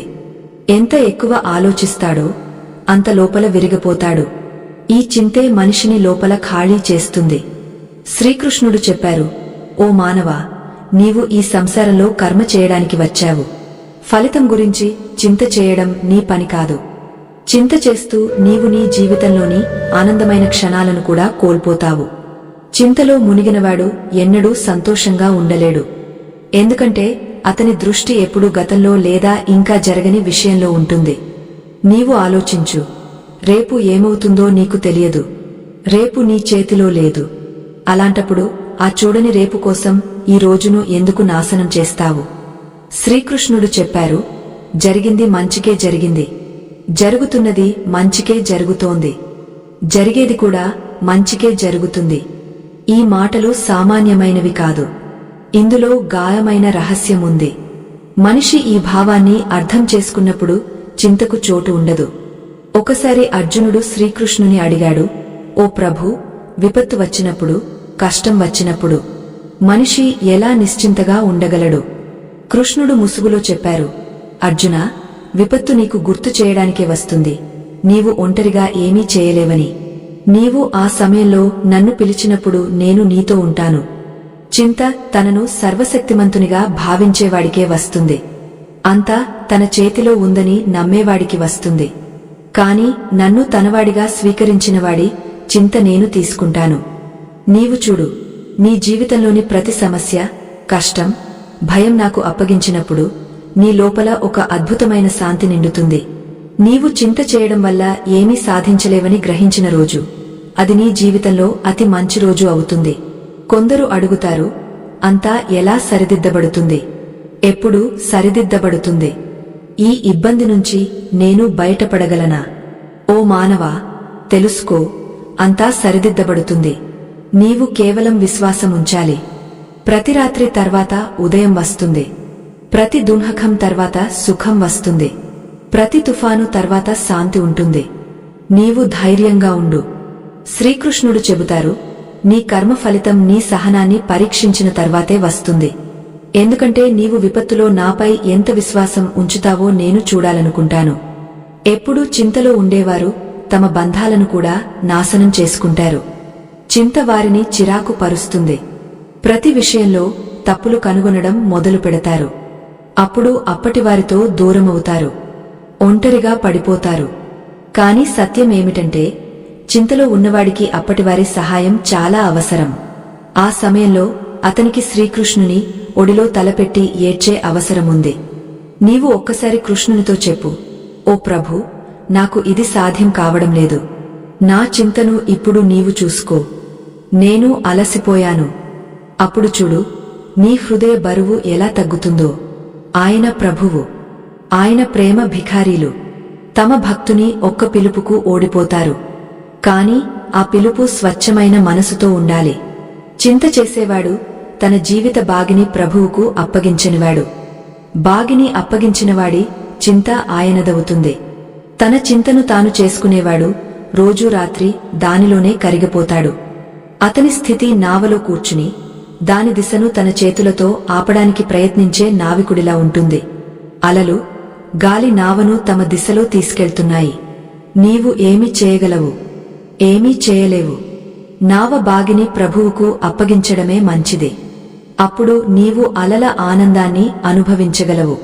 ప్రతి మనిషి జీవితంలో ఒక సమయం వస్తుంది. అప్పుడు అతనికి అంతా అయిపోయినట్టు అనిపిస్తుంది. ఇక ఏమీ మంచి జరగదని భావిస్తాడు. కాని ఆ సమయంలో అతడు హిమ్మత్ చేసి మనసులో చెప్పుకుంటే, ఓ కాన్హా, ఇక అంతా నీకు అప్పగస్తున్నాను. నీకు సరిపడినట్టు చేయి. అప్పుడు చూడు, ఎలాంటి చమత్కారం జరుగుతుందో. చీకటిలో కూడా ఒక కాంతి కిరణం కనిపిస్తుంది.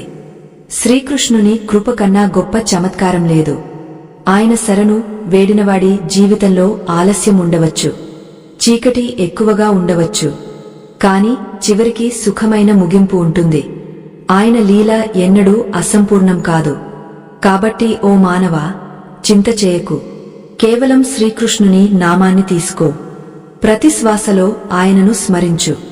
ప్రతి పరిస్థితిలో ఆయనను పిలుచు. సుఖమైనా దుఃఖమైనా కృష్ణ కృష్ణ అని చెప్పుకుంటూ ఉండు. అప్పుడు చూడు, నీ మనసు ఎంత శాంతంగా ఉంటుందో. నీ జీవితంలో ఎంత మధురత్వం వస్తుందో. చింత చేయడం వల్ల నీ సమస్య పరిష్కారం కాదు, మరింత పెరుగుతుంది. కాని ఆ శక్తిని, సమయాన్ని, మనోబలాన్ని ప్రార్థనలో, విశ్వాసంలో ఉపయోగిస్తే తప్పకుండా ఒక మార్గం కనిపిస్తుంది. శ్రీకృష్ణుడు కూడా ఇదే కోరుకుంటారు. చింత వదిలి నాపై విశ్వాసముంచు. కొన్నిసార్లు మనకు సరైన మార్గం అనిపించేది నిజంగా సరైనది కాదు. మనకు బాధ కలిగించే విషయం జీవితంలో అతి పెద్ద పాఠాన్ని నేర్పుతుంది. ఆ సమయంలో చింతలో చిక్కుకుంటే ఆ పాణ్యం నీకు లభించదు. కాబట్టి ప్రతి పరిస్థితిని సంతోషంగా స్వీకరించు. కాన్హా నామంతో ముసుగుపెట్టు. నీ జీవితాన్ని నీకన్నా ఎవరికి బాగా తెలుసు? స్వయంగా శ్రీకృష్ణుడు నిన్ను సృష్టించినవాడు. అలాంటప్పుడు చింత ఎందుకు? మనిషి ఈ సంసారంలో జన్మించినప్పుడు అతని ప్రారబ్ధం కూడా జన్మిస్తుంది. జీవితంలో ముందుకు సాగినప్పుడు అతడు ఎన్నో పరిస్థితులను ఎదుర్కొంటాడు. కొన్నిసార్లు మంచి కాలం వస్తుంది, కొన్నిసార్లు చెడ్డ కాలం వస్తుంది.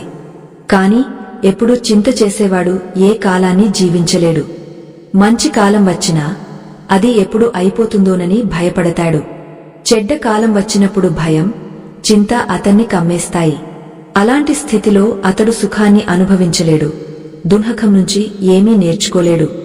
శ్రీకృష్ణుడు గీతలో చెప్పారు, ఓ మానవా, జీవిత సారం ఏమిటంటే ప్రతి పరిస్థితిలో సమతుల్యంగా ఉండు. సుఖం వచ్చినా ప్రభువును స్మరించు, దుఃఖం వచ్చినా ఆయనను గుర్తుచేసుకో.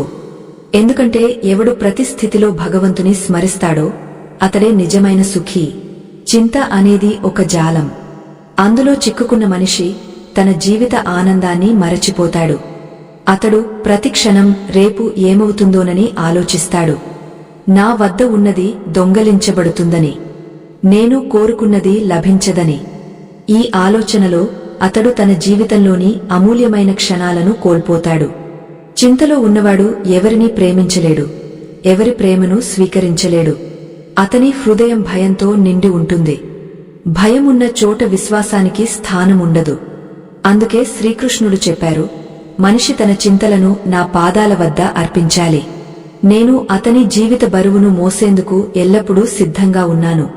అతడు కేవలం తన కర్మలో నిమగ్నమై ఉండాలి. ఎందుకంటే చింత చేయడం వల్ల ఏమీ మారదు.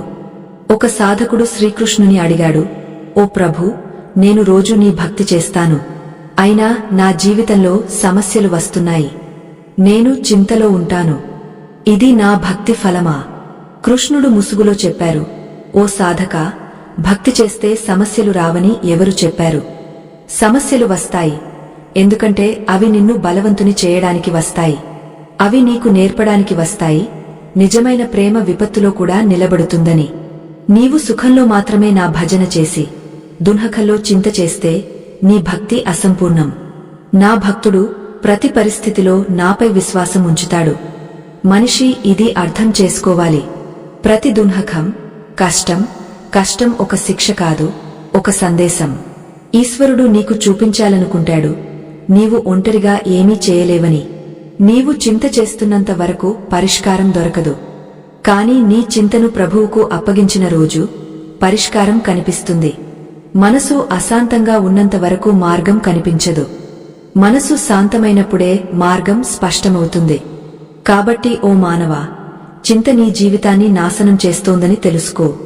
గతం గురించి ఆలోచించడం వల్ల ఏమీ మారదు. వచ్చే కాలం నీ చేతిలో లేదు. ప్రస్తుతమే నీ వశంలో ఉంది. ప్రస్తుతంలో చింత చేయడం వల్ల ఏ లాభం లేదు. నీ ప్రస్తుతాన్ని సుందరంగా మలచుకో. ప్రతిరోజు ప్రభువును స్మరించు. ప్రతి క్షణం ఆయన నామాన్ని తీసుకో. బిడ్డ తన తండ్రి సంరక్షణలో నిశ్చింతగా ఆడుకున్నట్టు నీవు కూడా కృష్ణుని శరణులో నిశ్చింతగా ఉండాలి. ఆయన నీ పాలన చేస్తున్నప్పుడు చింత ఎందుకు? నీకు మంచిది ఆయనే చేస్తారు. ఇవాళ నీకు అర్థం కానిది రేపు అతి సుందరంగా కనిపిస్తుంది. కాస్త ధైర్యముంచు. సంసారంలో సమస్య లేని మనిషి ఎవరూ లేరు. రాజు నుంచి రైతు వరకు అందరూ తమ దుఃఖాలతో పోరాడుతున్నారు. కాని చింత వదిలి ప్రభువు నామంతో తమ కర్మ చేసేవారే నిజమైన సుఖీలు. ఎందుకంటే వారికి తెలుసు, చింత చేయడం కన్నా మనసును ప్రభువులో లగ్నం చేయడం మేలు. కృష్ణుడు చెబుతారు, ఓ అర్జునా, నీ మనసును నాపై లగ్నం చేయి. నా భక్తుడవు, నన్ను పూజించు, నాకు నమస్కరించు. అలా చేస్తే నీవు నన్ను తప్పకుండా పొందుతావు.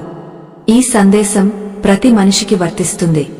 నీవు ప్రభువును స్వీకరిస్తే చింత నీ దగ్గరకు రాదు. ఒకవేళ వచ్చినా కేవలం చెప్పు, ఓ ప్రభువా, ఈ చింత కూడా మీదే అని. అప్పుడు చూడు, నీ జీవితం ఎంత సరళమవుతుందో. కొందరు చెబుతారు, నేను పెద్ద సంకటంలో ఉన్నాను, మార్గం కనిపించడం లేదు.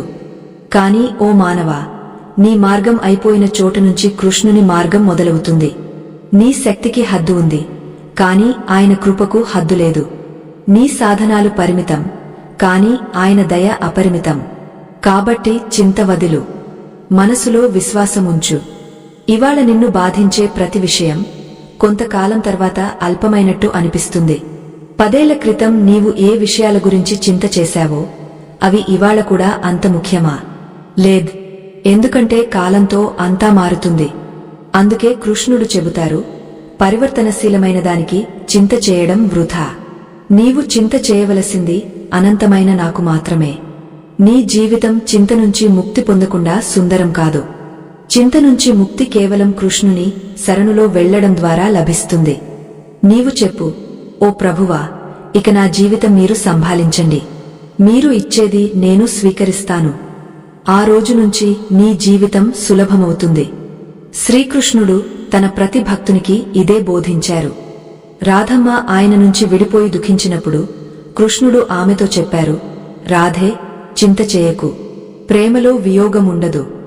నీవు ఎక్కడ ఉన్నా నేను అక్కడే ఉన్నాను. నీ ప్రేమను నిలబెట్టు.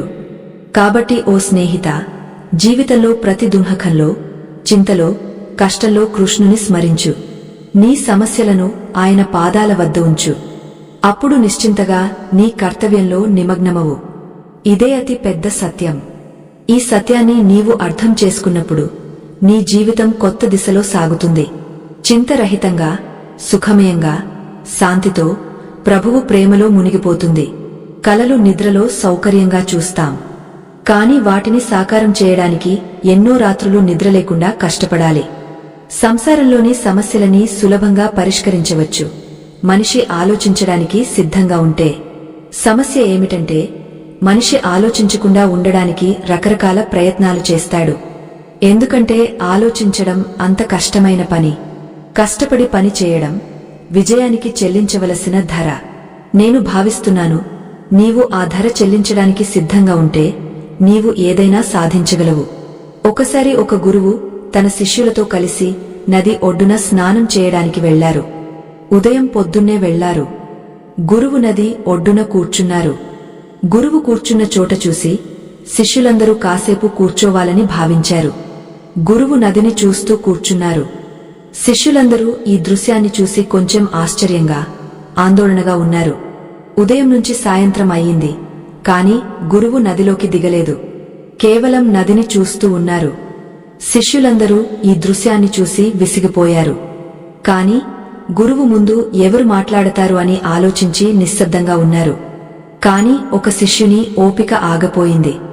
అతడు ప్రేమగా గురువును అడిగాడు, గురుజీ, మనం నదిలో ఎప్పుడు దిగుతాం? మీరు ఎవరికోసం వేచి ఉన్నారు? అప్పుడు గురువు అతని వైపు చూసి చెప్పారు, ఈ నది ప్రవాహం ఆగినప్పుడు మనం దిగుతాం. శిష్యులందరూ ఈ సమాధానం విని ఆశ్చర్యపోయారు. ఒకరినొకరు చూసుకున్నారు. వారికి ఈ మాట అర్థం కాలేదు. మరొక శిష్యుడు తన సందేహాన్ని వ్యక్తం చేస్తూ అడిగాడు, గురుజీ, అది ఎలా సాధ్యం? నది ప్రవాహం ఎలా ఆగుతుంది? అది అసాధ్యం. అప్పుడు గురువు కొంచెం ముసుగులో చెప్పారు, ఇదే ఈ రోజు నీతి. ఈ జీవితం ఈ ప్రవహిస్తున్న నదిలాంటిది, ఎవరికోసం ఆగదు. నిరంతరం ప్రవహిస్తూ ముందుకు సాగుతుంది. ఇప్పుడు నీ ఇష్టం. నీవు నదితో పాటు ముందుకు సాగుతావా, లేక ఒకే చోట భయపడి కంగారుపడి కూర్చుంటావా? ఈ నది అలలు కాలం మార్పులాంటివి. కాలం ఎలాంటిదైనా, మంచిదైనా చెడ్డదైనా మారుతుంది. నీ కాలం చెడ్డగా ఉంటే ధైర్యంగా ఉండు. ఎలాంటి పరిస్థితిలోనూ హిమ్మత్ కోల్పోకు. జీవితం ఈ నదిలో ముందుకు సాగుతూ ఉండు. ఎందుకంటే కాలం మారడానికి ఎక్కువ సమయం పట్టదు. చెడ్డ కాలం నీ జీవితంలో మాత్రమే రాదు, అందరి జీవితంలోనూ వస్తుంది. తేడా ఏమిటంటే, కొందరు విరిగపోతారు, కొందరు నిఖార్సుగా మెరుస్తారు. సానుకూల ఆలోచన, నేర్చుకోవాలనే జిజ్ఞాస ఉన్నవాడు చెడ్డ కాలంలో కూడా మంచిని చూస్తాడు. రాత్రి చీకటిలో మినుగురు తారలను చూసినట్టు. సుఖం, దున్హకం ఈ జీవిత నది అలలాంటివి. అవి ప్రతి క్షణం ఏర్పడతాయి, మాయమవుతాయి. కాని నీవు ఒక అల కాదు. నీవు ఈ నది నీరులాంటివాడివి. ఎలాంటి పరిస్థితిలోనూ ప్రవహిస్తూ అలసిపోకుండా ఆగకుండా ముందుకు సాగుతావు. కాబట్టి నీ జీవితంలో చెడ్డ కాలం వస్తే భయపడకు. ఒక్క విషయం గుర్తుంచుకో, అది శాశ్వతం కాదు. ఎందుకంటే చెడ్డ కాలానికి కూడా చెడ్డ కాలం వస్తుంది. జీవితంలో ప్రతి మనిషి ముందు మంచి, చెడ్డ కాలం వస్తాయి. ఆ కాలాన్ని ధైర్యంగా, నిరంతరంగా ఎదుర్కోవాలి. కష్టాలు నదిలో ఏర్పడే అలల్లాంటివి, వచ్చిపోతాయి. అవి శాశ్వతం కాదు. నీవు కూడా ముందుకు సాగాలి. చెడ్డ కాలం గడిచిపోతుంది. పాత సామెత ఒకటి ఉంది, సహనం ఫలం తీపిగా ఉంటుంది. ఇది నిజం. దీని విలువ దాన్ని ఉపయోగించిన వారికి మాత్రమే తెలుసు. సహనం అనేది స్వయం విశ్వాసం. సహనం ఉంచగలిగినవాడు జీవితంపై సానుకూల దృక్పథాన్ని నిలబెట్టగలడు. కాని సహనం ఉంచడం ఎప్పుడూ సులభమా? సహనం ఎల్లప్పుడూ సులభం కాదు. కాని సులభమవడానికి ముందు అన్నీ కష్టమే. పరిస్థితులు, కాలం ఎప్పుడూ ఒకేలా ఉండవని నిరాకరించలేం. ప్రతి మనిషి జీవితంలో మంచి కాలం, చెడ్డ కాలం వస్తాయి. కాని ఇది కూడా నిజం, ఒక వ్యక్తి సాహసం చెడ్డ కాలంలోనే తెలుస్తుంది. మంచి కాలంలో సామాన్య మనిషి కూడా సరైన నిర్ణయాలు తీసుకోగలడు. కాని పరిస్థితులు ప్రతికూలంగా ఉన్నప్పుడు అతని నిజమైన ప్రతిభ తెలుస్తుంది. చెడ్డ కాలం అందరికీ వస్తుంది. కాని ప్రతికూల పరిస్థితుల్లో సరైన నిర్ణయం తీసుకునేవాడే జీవితంలో విజయం సాధిస్తాడు. సహనం లేనివాడు చిన్న చిన్న సమస్యలను కూడా సరిగా ఎదుర్కోలేడు. కాబట్టి ప్రతికూల కాలంలో సహనాన్ని నిలబెట్టడం అతి ముఖ్యం. సహనంతో అతి కష్టమైన సవాళ్లను ఎదుర్కోవచ్చు. ఎందుకంటే సహనం ఉన్నవాడు ఓడినా ఓడిపోడు. ఒకరోజు ఒక రాజు ఒంటరిగా అడవిలో వేటకు వెళ్లాడు. కాని అతడు మార్గం తప్పాడు. అతడు ఒక కొండ శిఖరంపైకి ఎక్కి చూశాడు. కాని దూరదూరంగా ఎవరు కనిపించలేదు, గ్రామం కనిపించలేదు. నిరాశతో కొండదిగ ముందుకు నడిచాడు. చీకటి పడుతోంది, మార్గం కనిపించడం లేదు. కొంత దూరం నడిచిన తర్వాత చీకటి పూర్తిగా కమ్మేసింది. కొంత సమయం తర్వాత దూరంగా ఒక కాంతి మినుకుమన్నది. అతడు ఆ దిశలో నడవడం మొదలుపెట్టాడు. త్వరలోనే ఒక గుడిసె వద్దకు చేరుకున్నాడు. గుడిసె బయట ఒక వృద్ధురాలు తన మేకకు గడ్డి పెడుతోంది. రాజును చూసి ఆమె ఆలోచించింది, బహుశా ఇతడు సైనికుడు కావచ్చు అని. ఆమె అతన్ని స్వాగతించింది. అతనికి నీళ్లు ఇచ్చి తాగమని చెప్పింది. విశ్రాంతి కోసం ఒక చాప వేసింది. కొంత సమయం తర్వాత ఆమె వేడివేడి అన్నం, కూరతో ఒక గిన్నెను అతని ముందు పెట్టింది. రాజుకు ఆకలి బాగా వేసింది. అతడు హడావిడిగా వేడి అన్నంలో చేతులు పెట్టాడు. వేడి ఆహారం అతని వేళ్లను కాల్చింది. కొంత అన్నం నేలపై పడింది. వృద్ధురాలు ఇది చూసి చెప్పింది, ఓహో, నీవు మా రాజులాగే అధీరుడివి, హడావిడిగా ఉన్నావు. అందుకే నీ వేళ్లు కాలిపోయాయి, అన్నం కూడా నేలపై పడింది. ఆమె మాటలు విని రాజు ఆశ్చర్యపోయాడు. అతడు అడిగాడు, నీకు మా రాజు అధీరుడు, హడావిడిగా ఉన్నాడని ఎందుకు అనిపిస్తుంది? వృద్ధురాలు ముసుగులో చెప్పింది, తప్పుగా అర్థం చేసుకోకు. మా రాజు పెద్ద కోటలను ఆక్రమించాలని పెద్ద కలలు కంటున్నాడు. కాని చిన్న కోటలను పట్టించుకోడు. రాజు ఆమెను అడ్డుకుని అడిగాడు, అది మంచి విషయమే కదా, దానిలో సమస్య ఏమిటి? ఆమె మళ్లీ ముసుగులో చెప్పింది, ఆగు, నీవు ఆహారం తినడంలో అధీరత్వం చూపి వేళ్లు కాల్చుకున్నావు, అన్నం వృధా చేశావు. అలాగే రాజు శత్రువులను త్వరగా ఓడించాలనే హడావిడిలో తన సైన్యంలోని సైనికులను కోల్పోతున్నాడు. బదులుగా నీవు మొదట అంచుల నుంచి, తర్వాత మధ్యలో తక్కువ వేడిగా ఉన్న ఆహారం తిని ఉంటే వేళ్లు కాలేవు, అన్నం వృధా కాదు. అలాగే రాజు చిన్న కోటలను లక్ష్యంగా చేసుకుని తన స్థానాన్ని బలోపేతం చేసుకుంటే సైనికులను కోల్పోకుండా పెద్ద కోటలను ఆక్రమించగలడు. ఈ మాటలు విని రాజుకు తన తప్పు అర్థమైంది. అతడు గ్రహించాడు, సహనముంచాలని, ఏ పరిస్థితిలోనూ హడావిడి చేయకూడదని. వృద్ధురాలి మాటలు రాజును ఆలోచనలో పడేశాయి. అతడు అర్థం చేసుకున్నాడు, తన ఆతురత, హడావిడి వల్ల చిన్న విషయాలను విస్మరించడం మొదలుపెట్టాడని.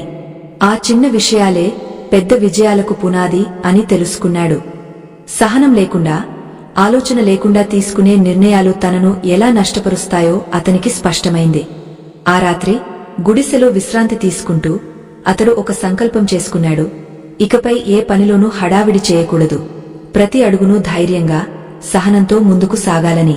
స్నేహితులారా, ఈ కథలోని నీతి ఏమిటంటే, జీవితంలో సహనం అనేది అతి ముఖ్యమైన గుణం. శ్రీకృష్ణుడు గీతలో చెప్పినట్టు, కర్మ చేయి, కాని ఫలితం గురించి చింత చేయకు. ఈ సహనం, విశ్వాసం లేకుండా మనిషి తన లక్ష్యాలను సాధించలేడు.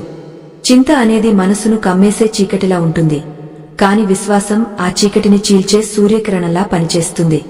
మనిషి తన జీవితంలో ఎన్ని సవాళ్లు ఎదురైనా, ఎన్ని కష్టాలు వచ్చినా కృష్ణునిపై విశ్వాసముంచి సహనంతో ముందుకు సాగితే ఆ కష్టాలు తాత్కాలికమని అర్థమవుతుంది. శ్రీకృష్ణుడు చెప్పినట్టు, నీవు నా శరణులోకి వచ్చినప్పుడు నీ చింతలన్నీ నేను తీసుకుంటాను. ఈ వాక్యాన్ని మనసులో నిలుపుకుని ప్రతి సమస్యను ఆయనకు అప్పగిస్తే మనసు శాంతమవుతుంది. ఒకసారి ఒక యువకుడు శ్రీకృష్ణుని ఆలయంలో నిలబడి ప్రార్థన చేస్తూ ఉన్నాడు. అతని మనసు చింతలతో నిండిపోయి ఉంది. అతడు ఆలోచిస్తున్నాడు, నా జీవితంలో ఎన్ని సమస్యలు, ఎన్ని ఆటంకాలు. నేను ఎంత ప్రయత్నించినా విజయం రావడం లేదు. అతని కళ్లలో కన్నీళ్లు తిరిగాయి. ఆ సమయంలో ఆలయంలో ఒక సాధువు అతని దగ్గరకు వచ్చి చెప్పాడు, ఓ యువకా, నీవు ఎందుకు ఏడుస్తున్నావు? నీ చింతలను కృష్ణుని పాదాల వద్ద ఉంచు. నీవు ఒక్కసారి ఆయనను పూర్తి హృదయంతో పిలిచి చూడు. ఆయన నీకు మార్గం చూపిస్తాడు. యువకుడు సాధువు మాటలను విని కృష్ణుని ముందు మోకరిల్లాడు. అతడు చెప్పాడు, ఓ కృష్ణ, నా జీవిత బరువును నీవు తీసుకో. నా చింతలను నీవు చూసుకో. నేను నీ శరణులోకి వస్తున్నాను. ఆ క్షణం నుంచి అతని మనసు శాంతమైంది. అతడు తన కర్మలో నిమగ్నమయ్యాడు. కొంతకాలం తర్వాత అతని సమస్యలు ఒక్కొక్కటిగా పరిష్కారమయ్యాయి. అతని జీవితం కొత్త దిశలో సాగింది.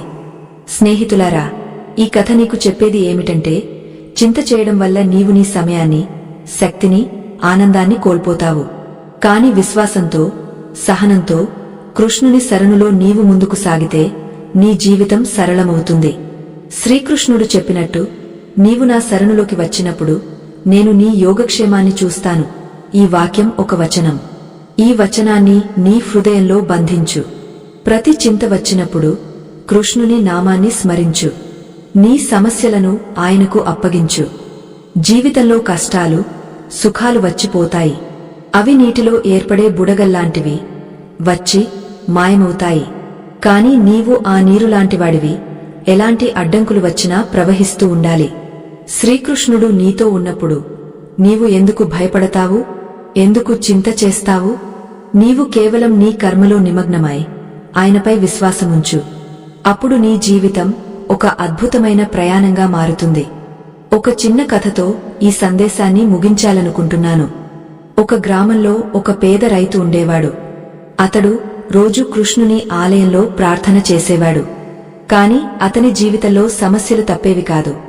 పంటలు వర్షం లేక నష్టపోయేవి, ఆర్థిక ఇబ్బందులు, కుటుంబ కలహాలు.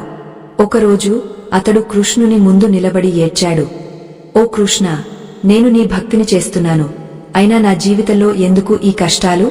అప్పుడు ఆలయంలో ఒక వృద్ధ సాధువు అతని దగ్గరకు వచ్చి చెప్పాడు, ఓ రైతు, నీవు విత్తనాలు వేసినప్పుడు అవి మొలకెత్తే వరకు వేచి ఉంటావు కదా, అలాగే జీవితంలో కూడా కొన్ని సమస్యలు పరిష్కారం కావడానికి సమయం అవసరం. నీవు విత్తనాలను వేసి వర్షం కోసం చింత చేస్తే అవి త్వరగా మొలకెత్తవు.